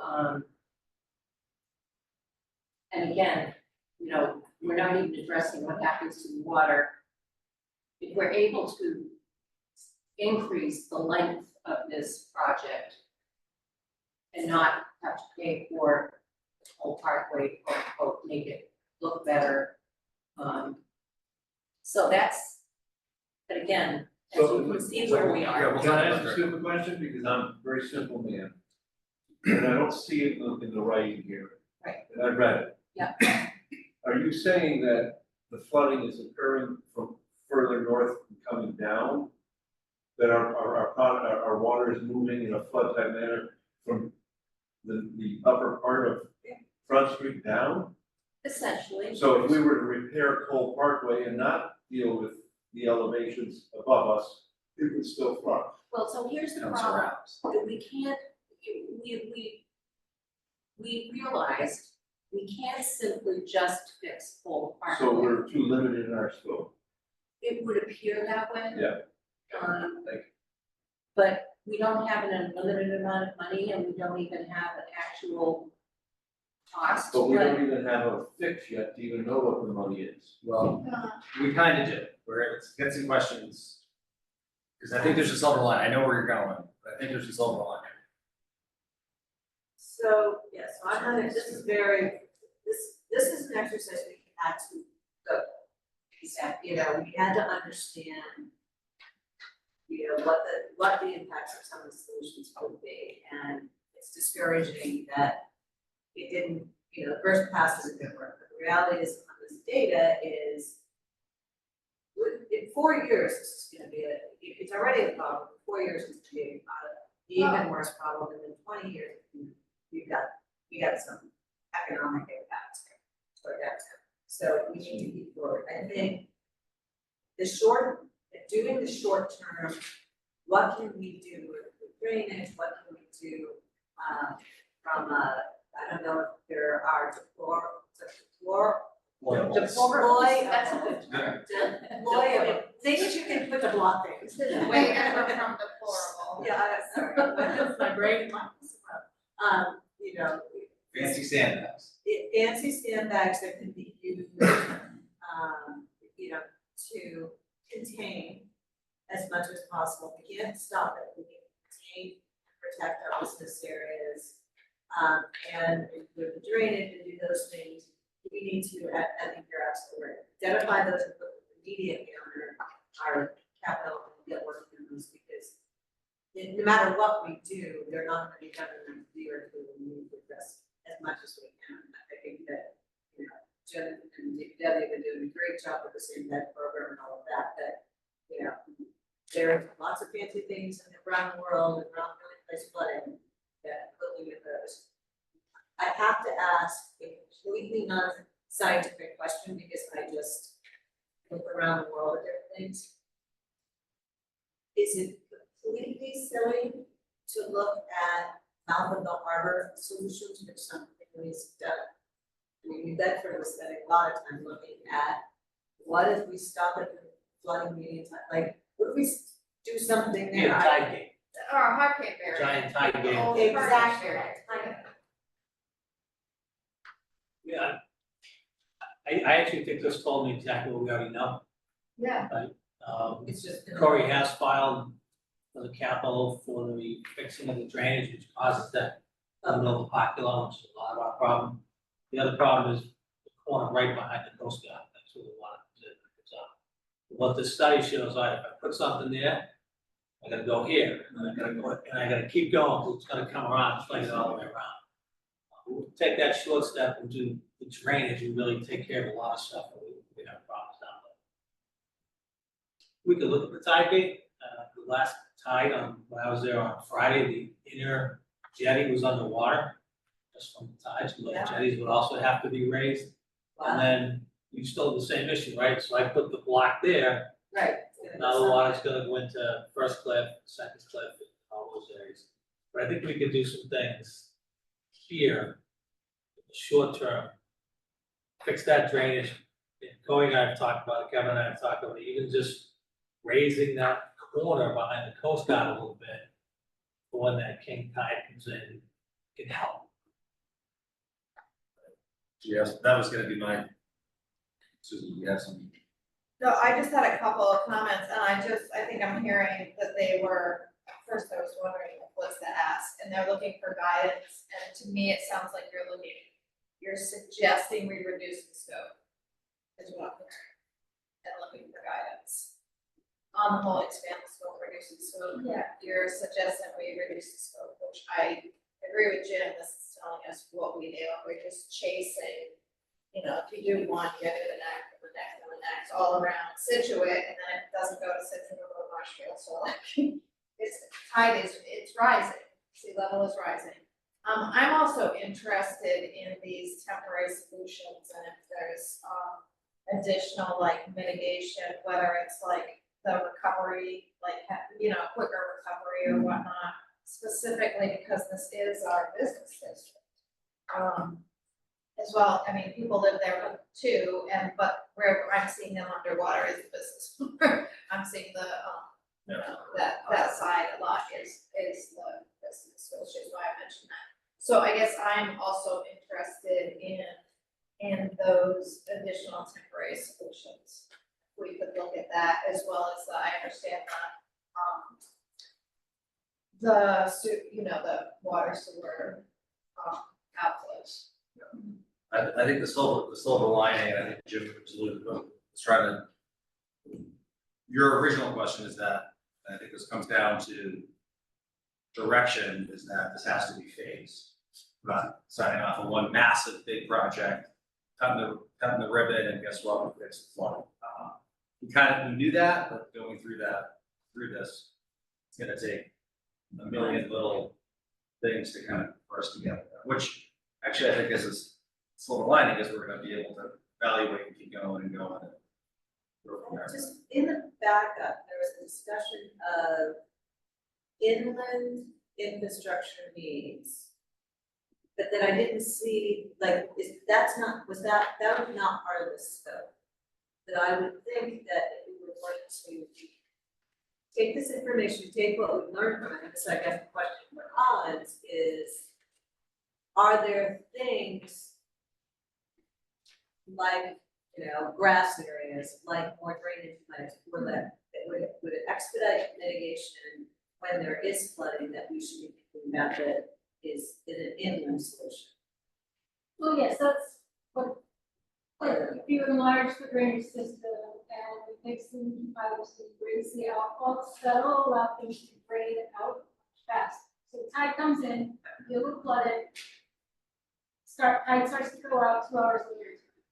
So we'll be able to fix, 75% of nuisance flooding up to a certain height, up to a certain elevation height. So,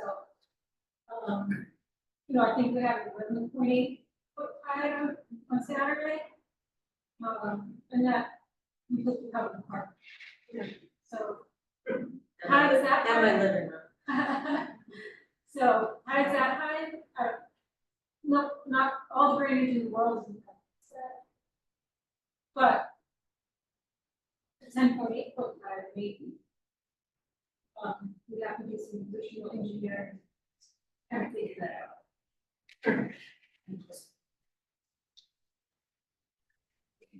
I was gonna It's like say. catching a Holy knife. Sorry, Alex, sorry, go ahead. Oh, no problem. I was just gonna say that, yeah, so it's part of kind of those short-term, more, recovery from storm options that we would be looking at kind of under the capital improvements project. That's when we'd also be looking at kind of how much we can raise the outfalls, which will try to keep the outfall of drainage infrastructure out of the high tide zone for as long as we can. Putting in those backflow preventers, I think, is going to be instrumental in terms of kind of preventing the ponding from happening, from seawater backflowing through the system.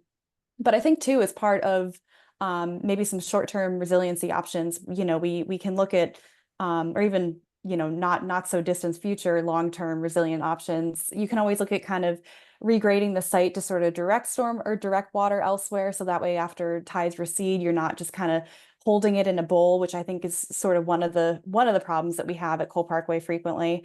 And then also, again, kind of bringing up those deployable barriers. There's several different types out there on the market now, and they can really just be accommodated to fit, whatever sort of alleyway or doorway or windows that we might need to do to kind of protect buildings along the area. I will, see anything else here? Any questions? Audience? Question, yes. Can I just get clear? I'm north, so I can, I obviously see that solution's not gonna work. But how, when making these decisions, and I noticed you just said the mitigation of alleyways or whatever you were saying, or I don't know the technical way of saying this, but how? It sounds like you have to incorporate the private to get this done correctly. That's what I'm hearing. So how do we go, like, are there grants? Is there something that FEMA gives? I don't know what, so the government gives to do this, because this sounds like it's just gonna cost a nightmare. And I get that, and it needs to be done in some way, but I'm trying to understand what powers do we have work together with the private community on this? Like, I don't know how that will all work. Yeah, so there's a whole committee set up. They've been having public meetings for a while. Okay, There sorry.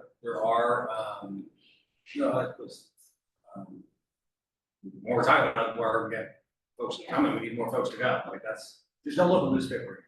It's so hard for us to tell them all.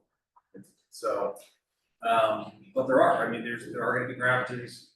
Corey's she's like the master, she's the best at Well, I grant guess stuff, she that's- really is, and so, yeah, this is gonna be a long, that's kind of what this is telling us, this is gonna be a longer process. So it's a One fix. short-term process as we do this long-term, so Correct. it's kind of traveling together in a way, but. Exactly, it was kind of like, oh, can we do this all at once? No, we have to do, what can we do short term, what can we do medium term, what can we do? Really long term as well, but there has to be done in stages to make sure we get everything that we can. Kind of going forward, I would, yeah, there's a lot of longer meetings that we need to do. Because it affects insurance. Everything. You know, I'm dealing with insurance this year with our building, so.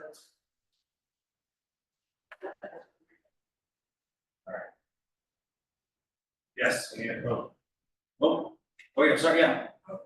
Hi, How are you? Bob Warner Yes. from representing the business side of the committee, Old Parkwood Committee. It was pretty much presented in the resiliency study that there were three options. One is to close the harbor at the moment. The second was to raise the edge of the harbor, which is very similar to what's been done in Charleston, South Carolina. They've been doing that for a couple hundred years, actually. They keep doing it. As they've raised the edge all around what's basically an island to keep the water up there. And what we found out from the study here is that by raising it in Cole Parkway only, it didn't do anything for the rest of the area. So that it would have to be pretty much an area from the town fishing pier here all the way around to the brook at St. Mary's area. And if we were able to raise the edge a foot or two, we would keep a lot of the storms out. But we do have drainage problems that, Kevin has addressed with us in the past. They'll have to be addressed. It was just mentioned that the back corner over by the Coast Guard station is a very, very low point. That was addressed, that would help also. So there are things that can be done. We were also told, Ally, I think, or Connor at the last meeting we had with them, that the city of Boston has procured some funding, private property funding. I believe it was in Seaport, where they are doing a similar type of thing, raising the edge to keep the high flood, moon tides, super moon tides, and stormwater out of the district. Karen brought up the point of the fact that we have a Chapter 91 license that goes around the whole Mill Wharf property, which is public access to the waterfront. Whether that allows us to go for federal funding or not, we're not sure, but I think this is something that, as a group, we're looking into. So I think that's why the step back from the whole Cole Parkway renovation has been made at this point, realizing that it's kind of a, if you just do that, it doesn't do anything, it might actually make things worse. Well, if we can stretch the money out that we might have otherwise been spending on Cole Parkway all by itself, stretch it out so we can go further north and perhaps not have it be raised as much as we might have. Like Ally said, maybe. But eventually have it, Or you know, 2 feet or however 2 year. many feet. Yeah. Every few years, you have the building block, whatever, Right. So, yeah. Right. All right, short term, raise the edge. And applicable. So I think what we feel like at this point, we have an idea But it's not, I think we need to look at the funding and the ownership issues related to all around from the fish pier all the way up to the pier, right? Totally. Thank you, guys. Thank you, this is great, thank you. Thank you all. Yeah, this is very good. And we'll make sure we get this, Raise the, on the website. So folks can see.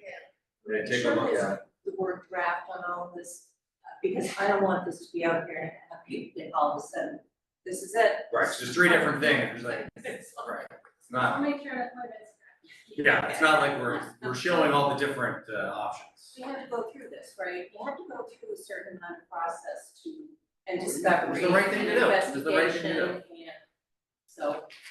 Now. Well, thank you. All right, a little behind schedule, but we have capital planning. First car show. Thank you, everybody. Thanks, Yeah, everyone. you see the Have a good break? night. Thank you. I'm good. I'm good.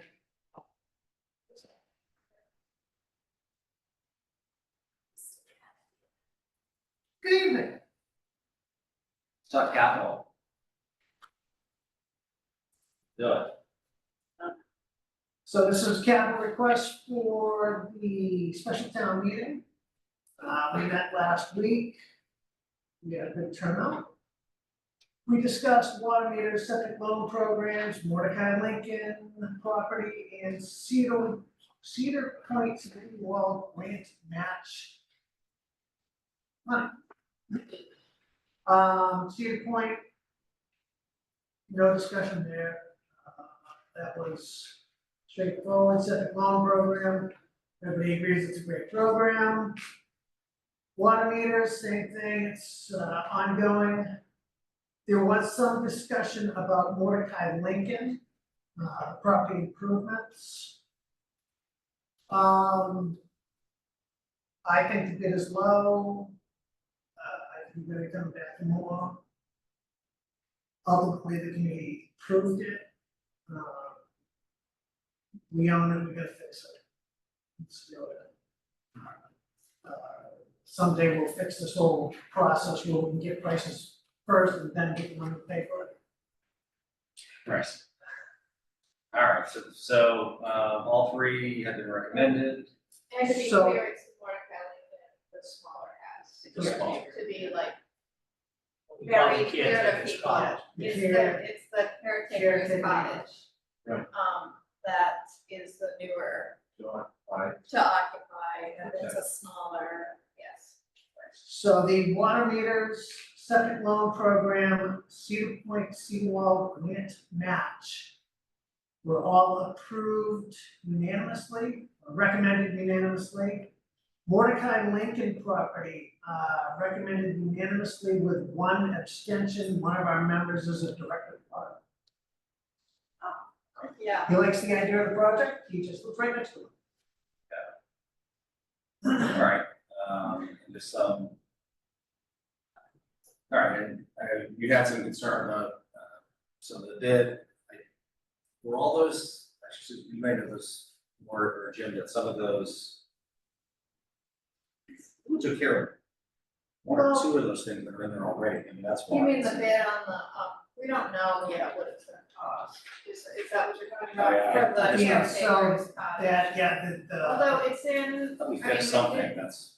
we did a, Studies. well, we did a study and they looked through structural integrity, so to basically tell us there's, it's good integrity based on, The costs are based on the study that we did. Right. it needs Yeah. an updated, it's So. Yeah. is what it technically needs, it doesn't need a lot of What, Those are their big- doesn't need all those? it. Well, I mean, As a Yes, contractor looking at this, these Yeah. numbers are awfully low. well, I don't know, what do you? Set the contract. Jim, good. Those are the numbers I have, so I Those have, are the I have numbers used at this that we point. got Yeah, from so- the- Chris is expensive too, so Well, I'm going to find the charges, for but that's what we have to use. We put a contingency in there, in case it comes in higher, and in case because it is an old building, we might have one of those, no one told me this was here when, Yeah. so we think we can get done enough to get it, so we can get someone inside. Alright. If not, we'll have to come back and ask about it. Yeah. Kind of, push through a little bit. We can use some of our facilities money from the regular town budget, we can finagle some things, really depends upon numbers that we're out, but we need a number to get started, we use the number that we have from Microsoft. Get the money, we'll put it up there, see where we are. Assuming questions, concern, I mean, we also put water meters. I think an easy one. It's all well laid out here, and very it's all been vetted. Yeah. Like, I'm in favor of it all. We do need to take a post. You don't have to if you don't want to, because you'll be voting on your articles at a later date, but it's completely up to you. Get it on, it's done. Let's just get it, yeah, let's just get it. Would you like? Move on. Move that the select board move forward with the proposed fall special town meeting fiscal year 2025 capital plan is recommended by our capital planning committee for 4 projects totaling $2,850,000 funded by free cash, retained earnings, borrowing supported by veterans and borrowing. Ms. Canfield, or a second by Mr. Gilmore, everyone seconded, but I'll give Mr. Gilmore this one. All those in favor? Aye. It's unanimous. Thank you. Thank you, Chris. And come on up.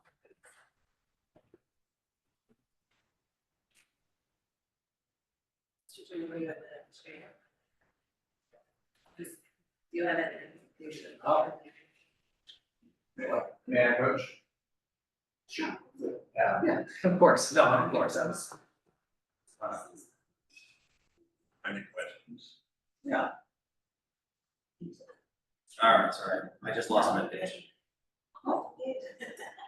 144, Oh, there we go. Community Preservation Fund. Yeah, how are you? Good. How are you? Good? Good. Thank you All right. for having me present this to the board. You go to the next slide. This is the status of the finances that we have right now. You've seen this probably every year. It's pretty self-explanatory. I'm not going to go through the numbers. You can certainly read that by yourself. We did have the point I would make on this slide is we did have 2 projects that are coming in front of us that if they went forward, we probably would not have been able to fund. And those were the pickleball courts and the recreation field, put a 50-70 field behind Gates. Both of those projects were on the Gates, the old Gates property. And we felt strongly that until a decision is made by the town of exactly what's going to happen in the back of surrounding that facility, that we would not be approving those. So the applicants withdrew the application, both of them. The solution to the pickleball was to look at the funds somewhere else, do pretty much the bare minimum to get pickleball courts on that facility, on that property.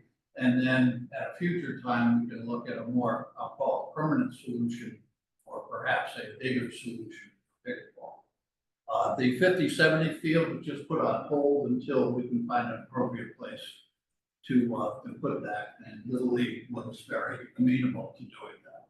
And there are other options that they have that they might be able to use in the future.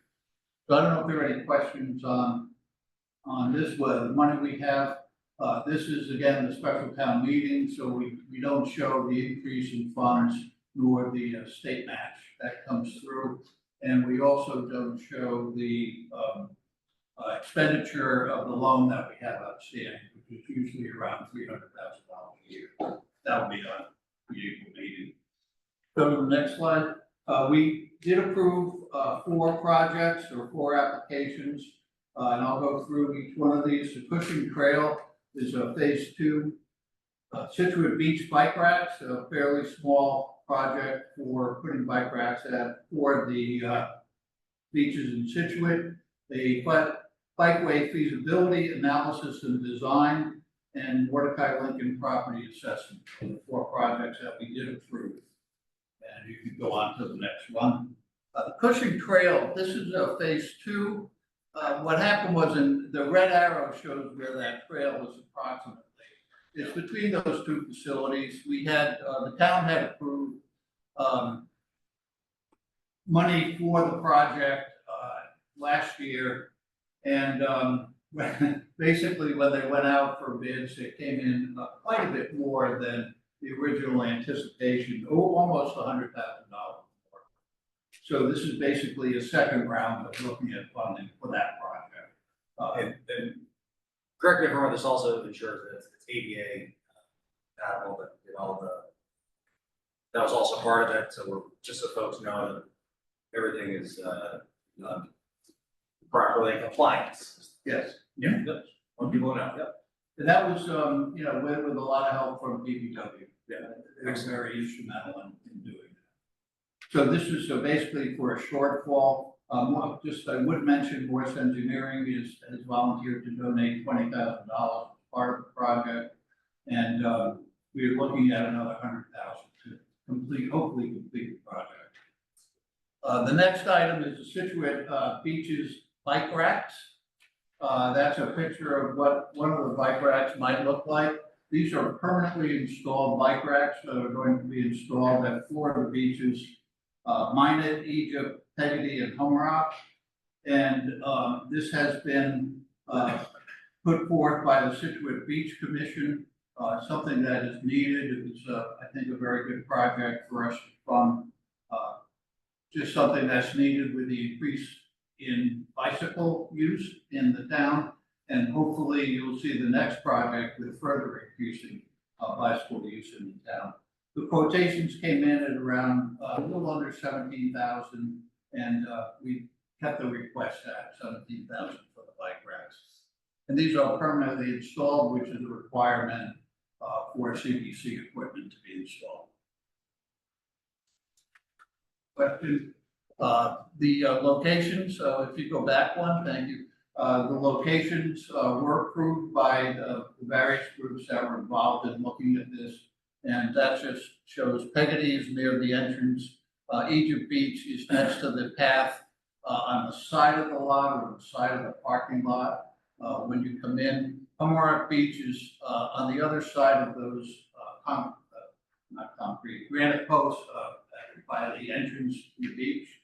And then Minot Beach, not 100% decided, but it should be to the left of where the park. The next project that we did approve was the bikeway feasibility analysis and design. The goal of this was to develop a plan for a bikeway in Scituate, conceptual plan, and it's also a prerequisite for applying for future larger federal and state grants.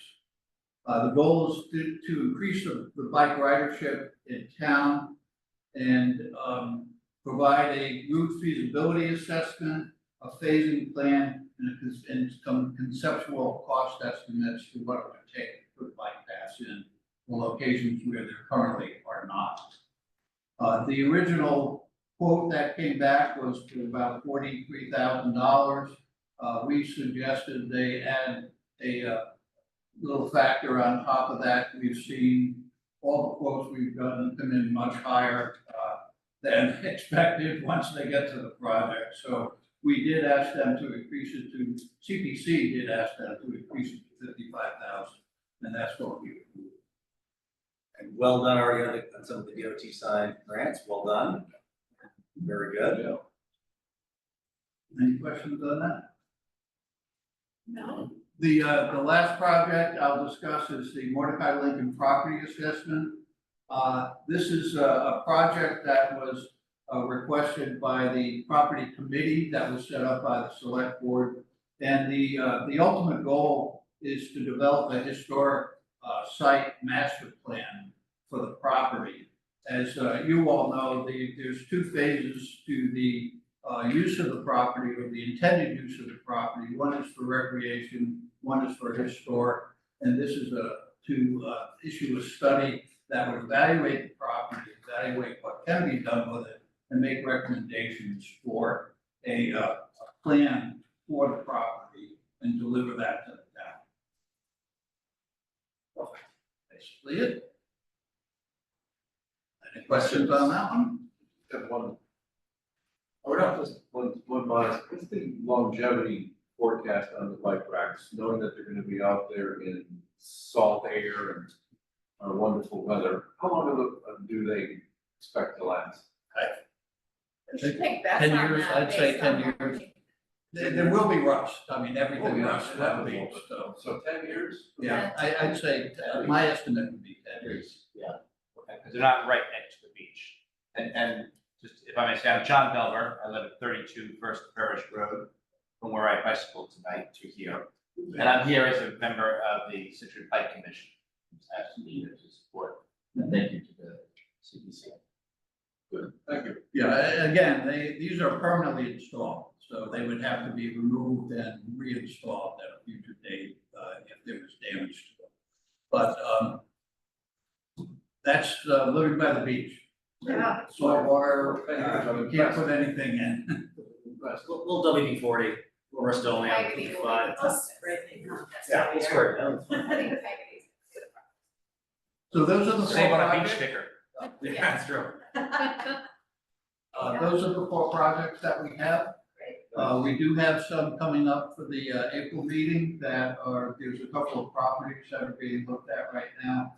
And there are a couple of other ones that haven't been submitted yet, but we're expecting to get some applications in the next 2 weeks, or a week or so, for some projects for the April meeting as well.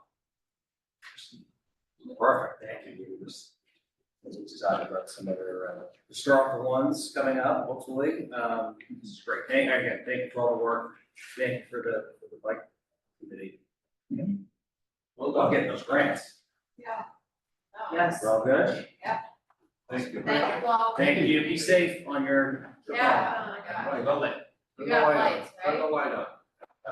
Good. Light, 3 lights. Yeah, real light. Never have to run light outside. Thanks, Dad. Thank you. All right. All right, you guys, should we do a 2-minute I need a recess? break. Yes. So Nancy, I'm sorry.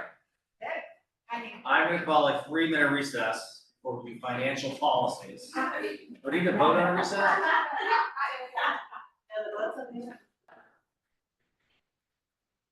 All right, we are back. Very full, just a little break, full attention, right? This has been a long time coming. To make sure we get through this and, it's almost 9. We'll take the Reader's Digest version because I know we've gone through this. She's happy to read. But this is great. So take us through.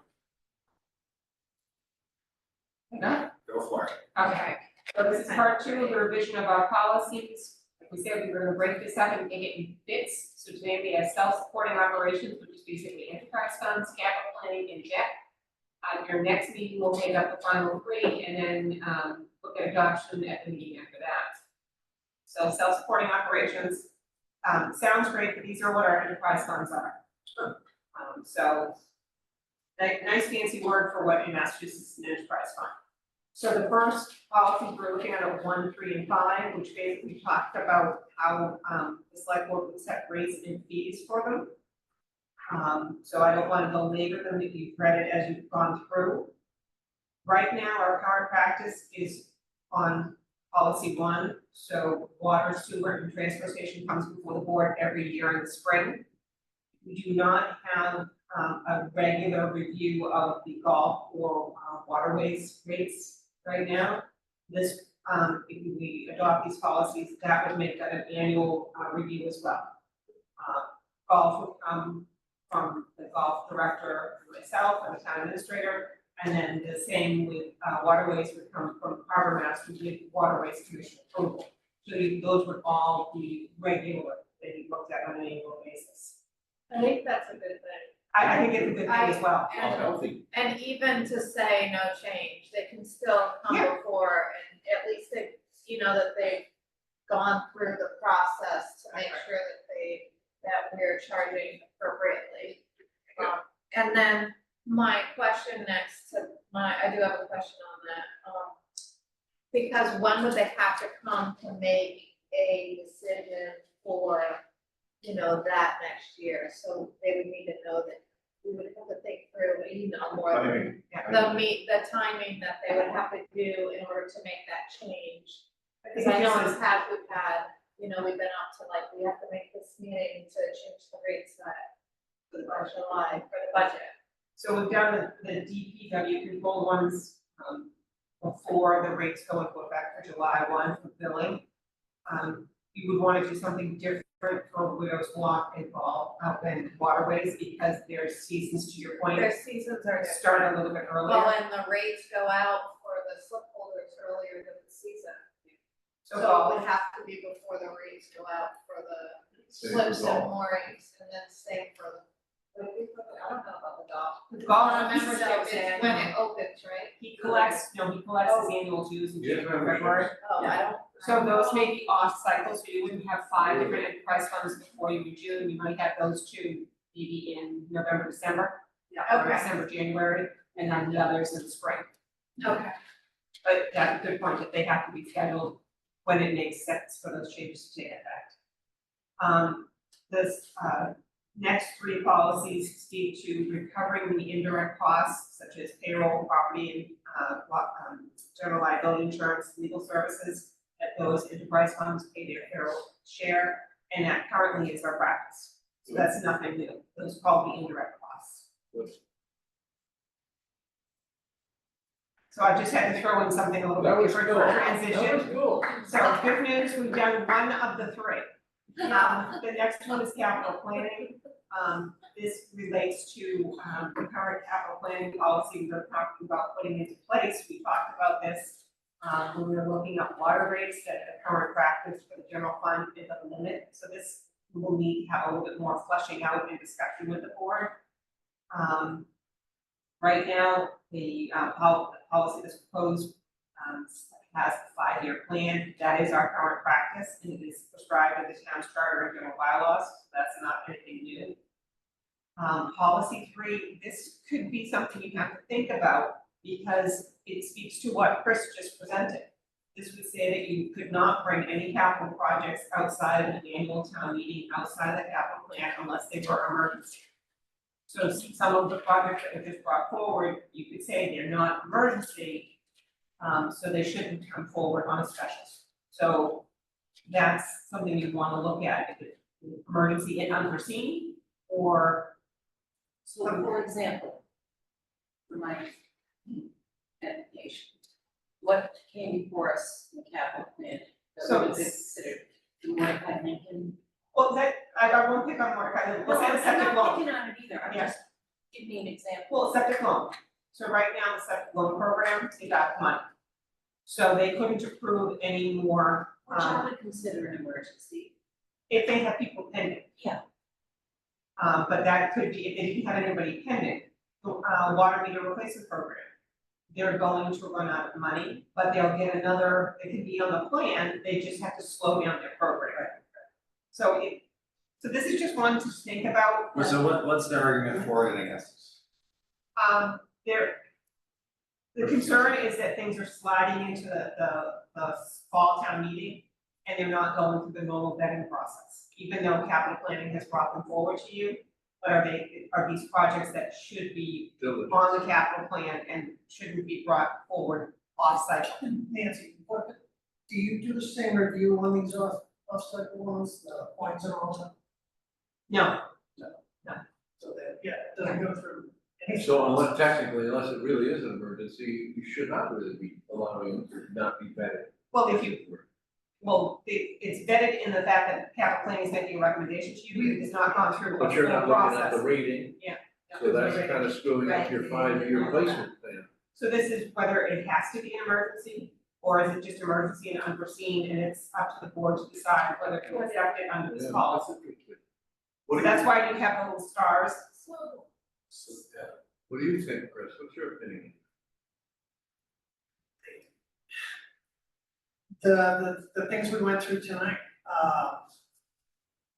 you know, nothing that was an emergency, but, you know, that maybe should have gone through, could have gone through the process, you know, I thought we usually did water meters, you know, at the regular, you know, in the regular season.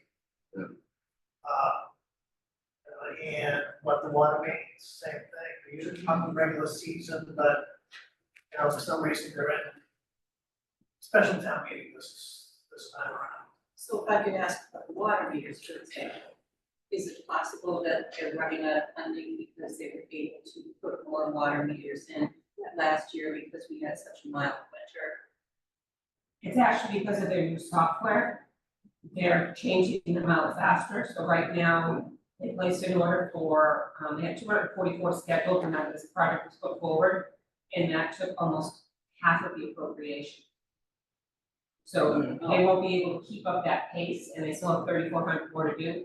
But you could say, well, that's great, but you're outside of the cycle. Ask for more when you get into the next capital plan. And So- on the other hand, if you can buy them now, who knows that they're not gonna go up in price. I mean, yeah. Then why would you slow down a program that the town's committed to get it finished and? Again, it's not an emergency, but it is unforeseen that the project. So maybe we've got to start find moving. it as emergency / unforeseen. Or unforeseen, yeah. So, so the list of capital projects, you're saying you wouldn't have, like the Mordecai Lincoln, you would have been like, oh, we gotta wait up. If this Well, were, I guess I'm confused, well, because that's not urgent. No, but I feel like on, just for example, on Mordecai Lincoln, you might say to yourself, if we don't fix these things, the building is in danger of falling down. Yeah. Or we won't be able to rent it for growing income, and the idea is, so maybe that's unforeseen or. Okay. And I think a lot I of guess- Mordecai Lincoln's probably gonna end up being funded by CPC. CPC anyway. Agree. I was just more thinking like, I don't know, things go slow enough as it is, right? That was gonna be my whole argument. Like, But my God. the main argument against it is you're now taking projects out. You said, we're gonna fund these here, and then not having to go through the process of saying, okay, wait, that project's more important, Yeah. right? They get, kind of get cut up by themselves, and they don't have to get weighed against all the other projects where might not get funded in the actual. I mean, I think the stuff we did now, we had to get done. I would argue in Mordecai Lincoln, we need to get something in that property, because the more we do up there, the more we're gonna need something Yeah. in the house. But, you know, well, if I don't order that truck now, it's gonna be more expensive in the spring, but so is everything else that I'm not doing. Yeah. So it does sometimes take things out of order, and gives you priority to things to look at. We try to look at it and say, no, that, you know, that can wait. So to address that, we could add to this required by an emergency or unforeseen circumstances. And then and it's always up to the select board to decide, no, you know what, how it goes, we're not doing, we're gonna move forward with that project because it is your capital plan. So anything that I have questions about, where you want to go, there's red stars on it. I would almost add that it has to be or provides an immediate benefit to the town. So if we're like looking at, you know, because that, it is a really unforeseen that we need to improve that building, but it advances another goal, and advances the economic benefits to the town. But you can say that for anything. Yeah, you're right, sorry. The only other thing about this is. Talk about way out, be between here, talk about Yeah. that. The way it's written now, if you really thought about it,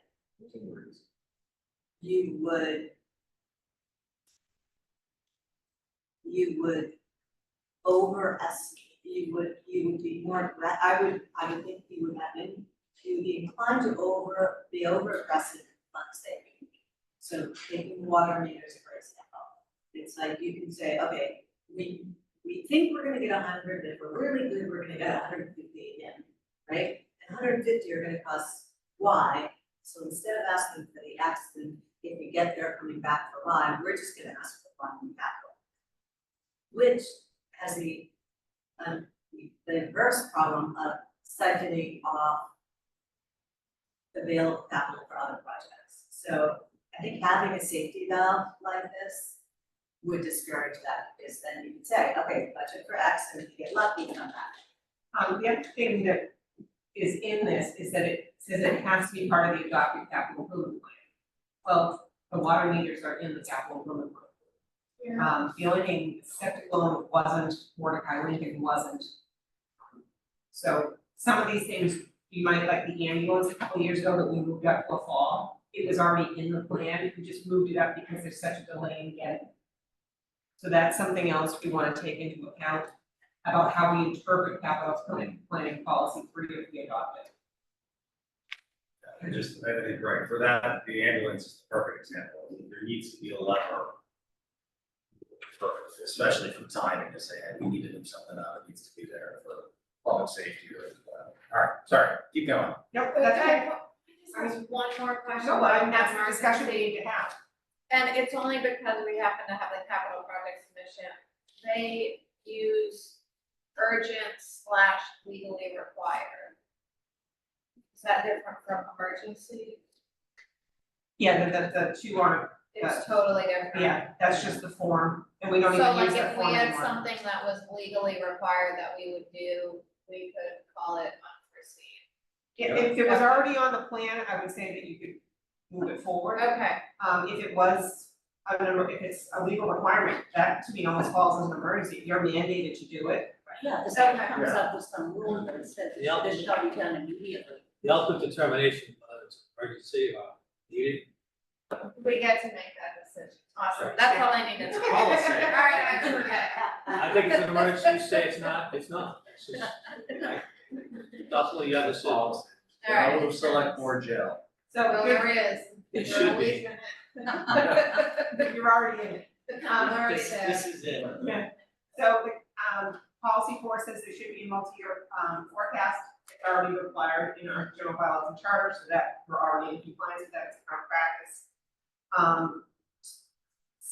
Policy 5 talks about, tying these things to, and providing additional operational funding and personnel requirements. That's already in the form, it's in the clear gut as well. It says how much is this gonna add to the budget, it's one of the scoring criteria, so that's current practice already. Sorry, I can only see part of my screen because I can still see the Zoom, so I have to look over. Pay as you go is something that we have been doing, it's not written anywhere, and basically pay as you go is using available funds, we use everything before we get to borrowing. So this is our current practice, it's just not codified anywhere. Again, we have the red stars, and so this is a goal that we talk about, but we aren't doing this, and that's to use part of our operational budget, finance capital investment, and for those who are on financial forecast, we used to put, we have in the past put aside $100,000 of tax levy for the capital plan. As things are getting tighter, that's not becoming something that's possible, but $100,000 is not 2 to 4% of the $90 million operating budget. So capital policy 7, which is a nice thing, may not be something that we can move forward with at a 2 to 4% level. What we might want to say is more just that as whenever possible, it will be a pay as you go, or priority will be pay as you go before moving on to borrowing, something like that, to make it more focused towards not just piling on the borrowing. Like I said, when you get into the specifics of it, we talked about this before, like saying, okay, do you want to not buy trucks or equipment with borrowing? You always want to use cash, but there are times when you can look at cash and you need something. So do you want a policy that ties your hands? So my proposal to you is to think more general, to have, if we keep capital planning policy 7, then it's be more specific to the part to prioritize not the projects, but a funding mechanism to be pay as you go. and limit borrowing as much as possible. Well, there's belts suspended on borrowing, there's policies on the levels of which we do not want to exceed. And there are communities that adopted dollar thresholds, that anything under X amount of dollars, you only pay cash.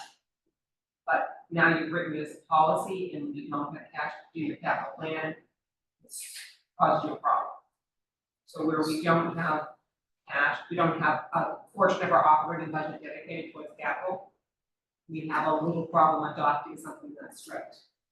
So is your recommendation that we do this, and then we have to take a real look at how that? There's no way for you to do this without some kind of a major override to build this in, we just don't have that type of data. It's a nice thing to go towards, but at the current juncture, there's no way. So do you want to put it in the policies?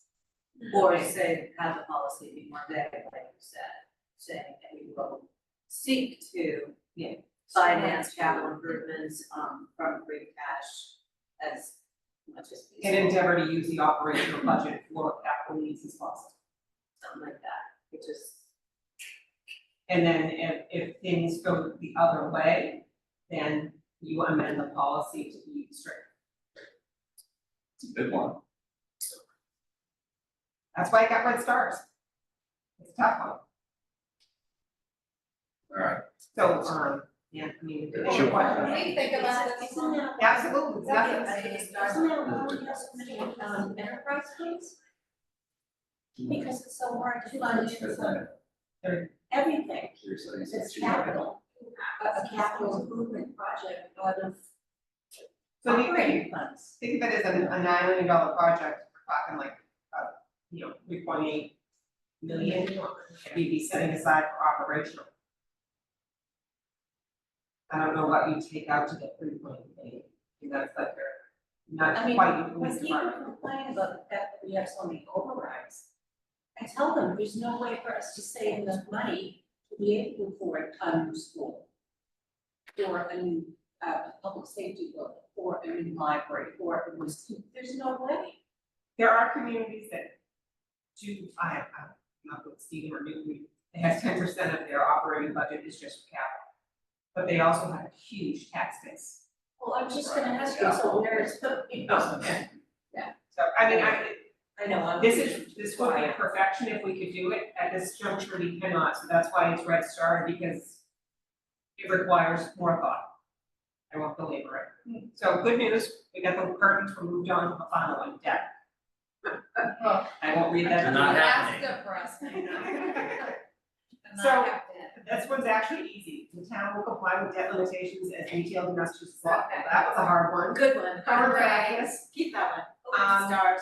We got stars, Okay, so, 2 stars. well, this one has percentages in it because this is a really hard policy to say it can't be more than 10%, 15%, and the reason for that is this slide.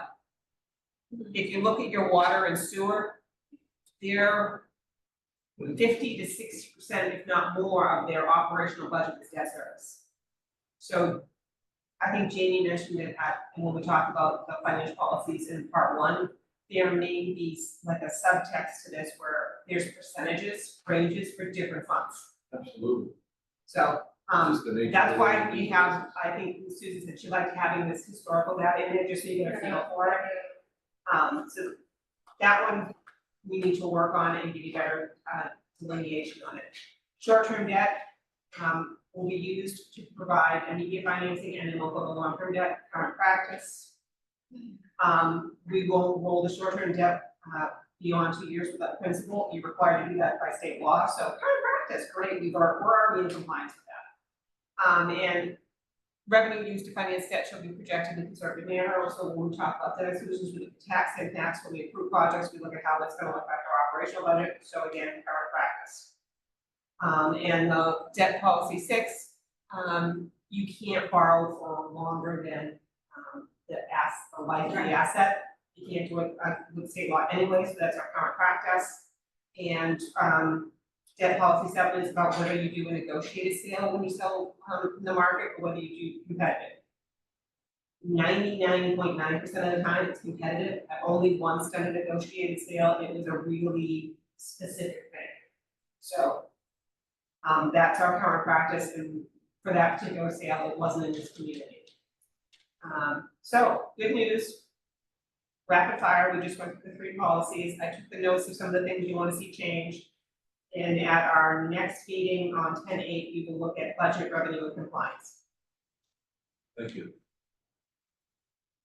And we held number 7, right? Yeah, we're gonna look at the language on that one. Okay.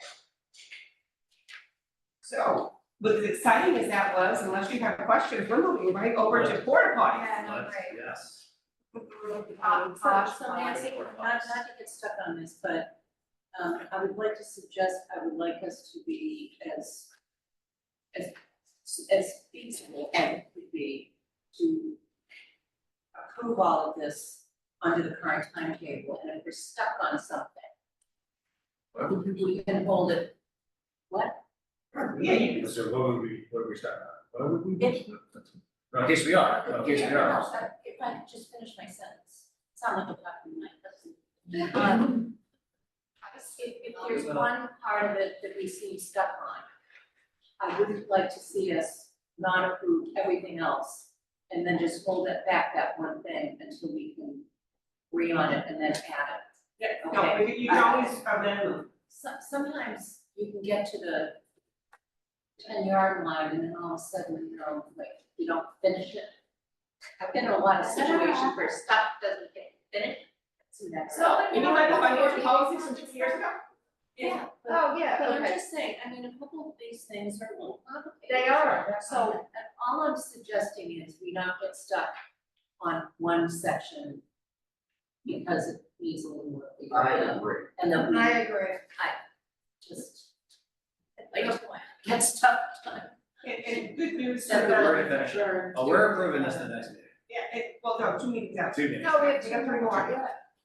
But good news, we Wow, did have we're our. gonna talk about that. We did have our S&P standard and Poor's call yesterday, and we have sent them the 3 presentations of the potential changes to our financial policies, and they reacted favorably. Great. So, if there are the chairman, I will move on to porta potties. Yes. So, porta potties are the bane of my existence. And it's always around April and May, and someone's like, tells me that they want us to get a trailer, and you just can't get them at that time of the year. We did have a trailer, for a pilot program for the last week of August and the first week of September. I couldn't get it any earlier. That was down in Egypt Beach. And Jim told me that the construction crew working on the sewer line and the water line in that area loved it. I'm not sure that anybody else was actually in it. I But had over 20 people use that QR. it was there for 2 weeks. No, I know, but the code thing. Because of COVID. I've got the whole code. Oh, okay. I've got all this. Unsanctioned. Unsanctioned, unsanctioned QR code. Okay. It's free speech. To say, what do you think? Yeah, so what do you think? I put my name on it, put my name on it and everything. Yeah, we had around 20 people. We're like, this is great, this is wonderful. I hate this. No, only one person Just was like, this is, might be too expensive and it wasn't needed. But it was 90%. But yeah, it worked. Two or 3 people were well. But no, it was overall. Yes. I heard a comment somewhere where it's ADA compliant, I didn't even see this thing. So- That, the one that was there was not. Was not. No. Is there? We are talking about that, so one of the things for this, we'll talk about this forward. I think we should probably take this, and Jim Hill and Brian, take this out of your hands, and go with beach commission and. It's gonna land back to me one way or the other for procurement, so I just wanna find out from the board if we're moving that way, because now is the time to procure. Right. Well, I wanted them to do the legwork for you, so you're not looking on porta potty. That's all right, I'm already on, like, my friend Sam is at me all the time, unfortunately. I have lots of porta potty friends. Alright. So, Is this for every beach? well, that would be the question before you. if you want to move forward with a trailer rather than the individual units we currently have, where do you want them? Because it does take up spaces. One of the companies that was the one that was up at the golf course, that particular company refuses to put their units in beach parking lots. So I approached them first. They have a handicap accessible unit. The quote that you have in your backup, they do not have a handicap accessible unit, but they are willing to put it in a beach parking lot. The other issue you have, depending on the type of unit, is access to water and access to power. So the reason it was at Egypt was because it could be plugged into the pump station and they actually came and fill the tank. Some of them actually need water run to them. So depending on where you want to put it, that also will lead to the expense that if you want one at Peggy, then we're gonna have to find an electrician and someone to run power down to it, which is fine. We just need to know that ahead of time to arrange. All right, so I was gonna posit something for us to chew on, and then that's what, so humbly, I think we should always walk before we run. So I think going to all the different beaches all at once would be fool's goal, is cleaning everything else, is gonna be very difficult. I think they need to be ADA compliant. Hopefully we can maybe kick part of this over to Beach Commission and the Commission of Disabilities to help find proper ADA compliant one, if there's any other, for those other beaches, that might be, I know it's just a no man's work, but it might be good also to make sure you're buying from those folks, because there might be other sponsorship opportunities. That's where I was gonna go, to make sure we have at least Egypt, and then hopefully we can expand the program, and maybe if Beach and Beach Commission can go from there, we can, but maybe one and go from there, but that's what I was gonna suggest your two busiest beaches. And yes, they should be handicapped. And yes, they should have electric and water. Yeah. So that they can be maintained. Yeah. That's my opinion. Yeah, we have these two. Yeah, how many beaches do we have? 7, 5? That, What are our two busiest beaches? The ones that do stickers. Where are the busiest, where are the beaches that have the most handicap Oh, activity? That's obviously too. So you want to talk about people that are encumbered, that have a harder time in the world, that's where you want to have those facilities as well, and access. so but first, are we even in agreement that we want to do at least one, so maybe two, very more, we would like, the guys. I think you're absolutely right. We appointed a beach commission to assess what the amenities that are needed on the beaches. So I don't think we had an applicant come here specifically with that interest for the beach commission to serve on it. The beaches are our number one asset. We did hear that from our fact. And so I think we have two issues here. One, it's almost October, and the window for procuring anything will close rather soon.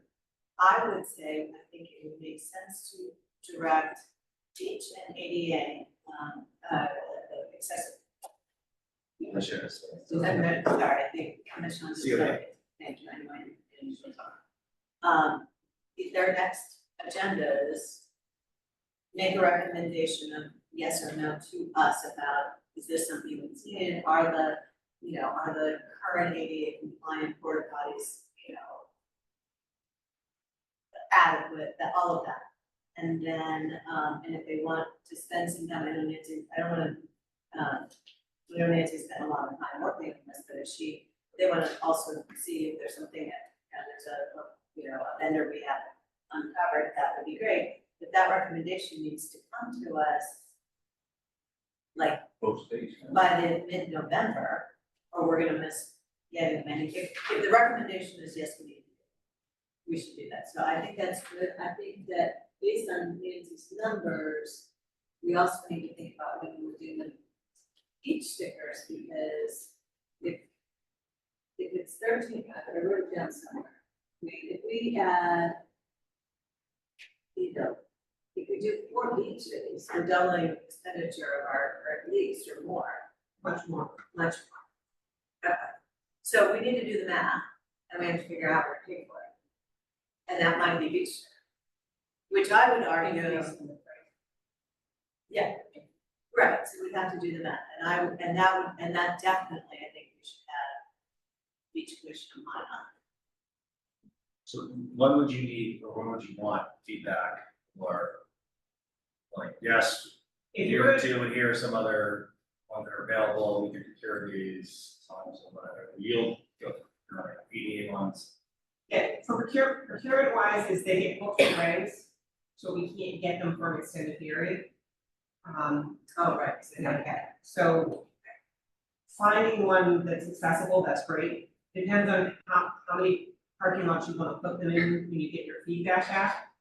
The earlier we procure, the better, to your point, because it may affect the beach sticker price. I showed you how much we're paying now for all beaches, for all porta potties. Yeah. We're still gonna have to have some of those porta potties as well as where these trailers would be deployed. Plus, the quote you have is for a single cleaning a week. The porta potties we have now, that price is with daily cleaning. Yeah, but that's the By stuff we need to really. But then keep in mind, this is also, when I mean cleaning once, they pump it once. This, the smaller ones, they're pumping it daily. Cleaning is taking a whole, Yeah, Yeah. hold cleaning, them up, it's not, hosing them out. so you would need to clean these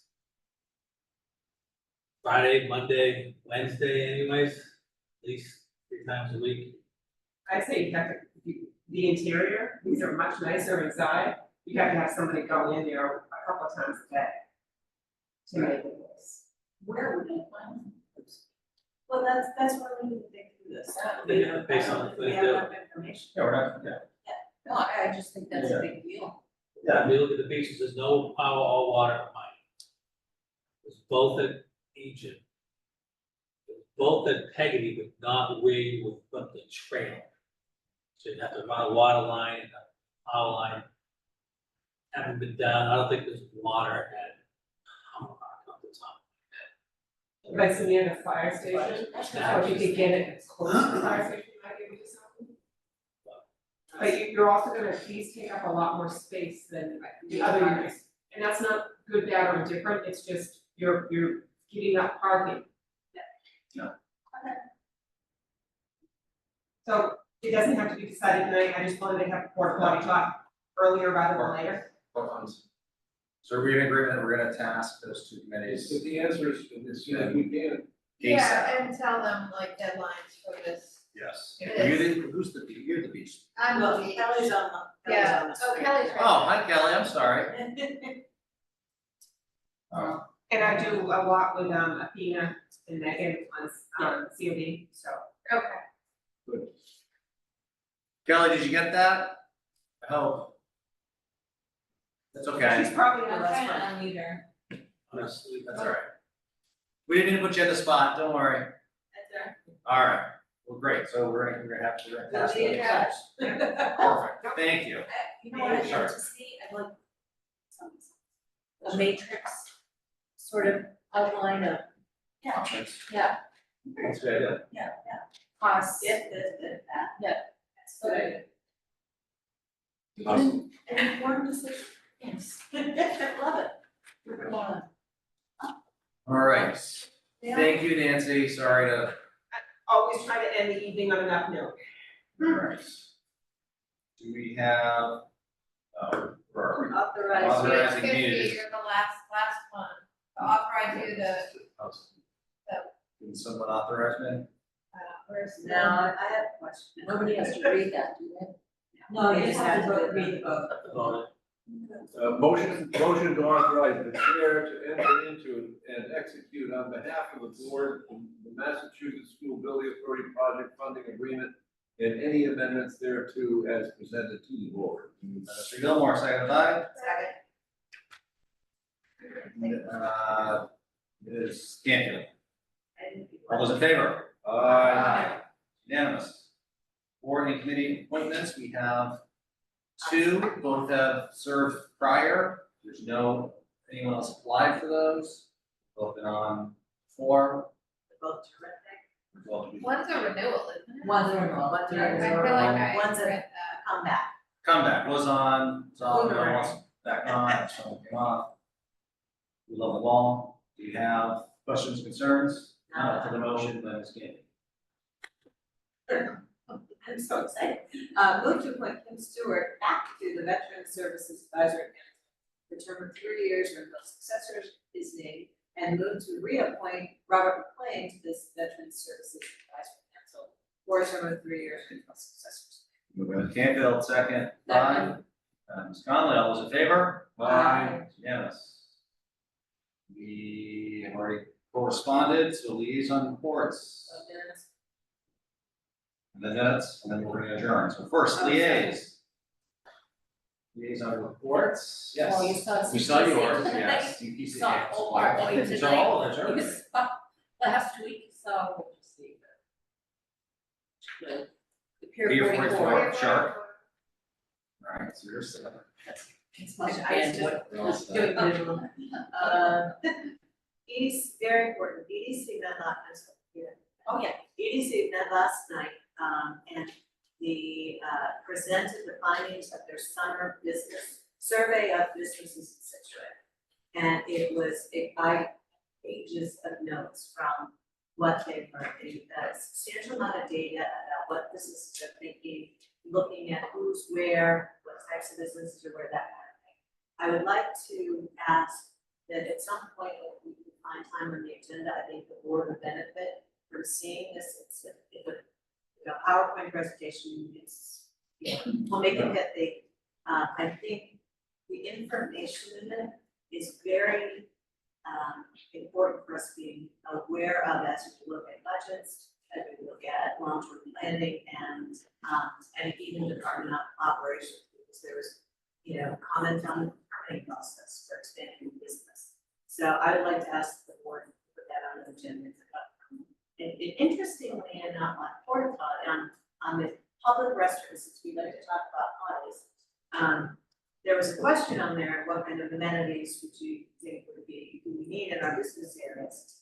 And many years, not that many years ago, North Scituate always, these people would, come off the playground and knock on, a business, and say, can I just let little Johnny use the bathroom? And there's a porta potty up at playground now.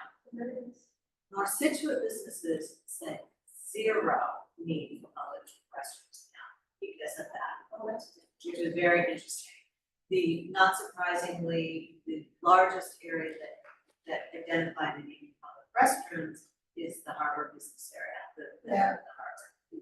There's like 67%, so either they don't know the harbor master, or it's just whatever. But anyway, that would be the next one. Like. They said I was gonna sponsor one, is that? Well, Harbor Master, you should be able to use that restroom. Well, yeah, it's, the team, I mean, as an aside, I recommended the chamber that it would be an appropriate thing for them to request from an EDC grant. So I don't think they pick up or I put down, I don't know, but. Or a sign that says restroom. Right, because it would benefit their members. Organic sign. Love it. Bike is having a slow roll on October 5th. And I am putting another appeal, of anyone interested in membership, we need to add bodies to that. I thought we did. We have Is that 3. not- Oh, wait, I how thought many do we have I total? thought we just did that. Do we have, oh, you're right, I think there's one more other maybe, but we haven't met. I think I swear we put that guy on 2 committees. There's- Brian yeah. Meyer. Yeah, they're gonna, Nick, yeah. help me. And the last thing is, Nick DiMaggio. the last thing is tomorrow, Susan knows this, conservation's going out to Border Street to hopefully site a place for a parking area out there tomorrow morning at 10. 10 o'clock. I don't think I can go, I just. I should be there, I should be there for 30 minutes. Right. Capital, we already talked about. Tomorrow is the school building meeting. Septic design. Design. there's. You're up, so I've got nothing to report. Yeah, I had a couple, I mean, Mordecai Lincoln came here. Mordecai Lincoln Committee will be coming to the board in October. Because they're working to clean out the main house. And in the process of cleaning out the main house, they're dispositioning, items as trash. And I would say trash like a broken umbrella, for example, because remember, people just left the house. There's everything in there from broken umbrellas to books. Dispositioning as surplus, as trash, or as, potential keep for related to the Mordecai Lincoln Historic House. So there are 3 to 4, sometimes additional volunteers helping to clean out. They've done a great job labeling everything, and they will be coming to us in October, looking for our approval to surplus items. And the October date is important because they also have Cam, our main facilities director, has been working with them on, they have Scituate High School volunteers that will be helping to move these things into different piles, into different areas of the house. And out into the surplus will be moved to the shed. So that will come to us in October. And they're continuing this week, they're doing some more clean out. Let's see, shellfish, we're trying to reconvene, but I need some new members, so I've got to talk to Shari about that. We did a shellfish relay for 3 days. 3 days we were in the North and South River. We should have a little bit of a delayed opening. It should be opening November 11th. That's due to the late relay that we did. Relay? Relay, yeah, like you're taking contaminated and relaying them to another area. Yeah. It was from Take like, it. it's from the like, Pond River actually. Oh. Yeah. Anyway, and then, yeah, the oysters are growing well, and we're thinking they're going to be ready, in late October, early November. And we're working toward planning a spectacular event, so, look forward to that. We will keep you posted and all will be invited. And I feel like there should be like the select board of like that started this, right? There's probably like 10 to 12 select board members that have been in this like 8-year process, so we will also. You don't have to eat them. No, we don't. We Not cook them oyster all first. different ways, it's not like. All right, you can go. I don't have much except, the historical commission met last week. I haven't seen their notes, 2 demolition reviews. Ancient burying grounds off Maple Street. I'm not sure what transpired in the conversations. So when I have the notes, I'll report to you on that. Also, at the same evening, last Wednesday, who else met? Getting mixed up.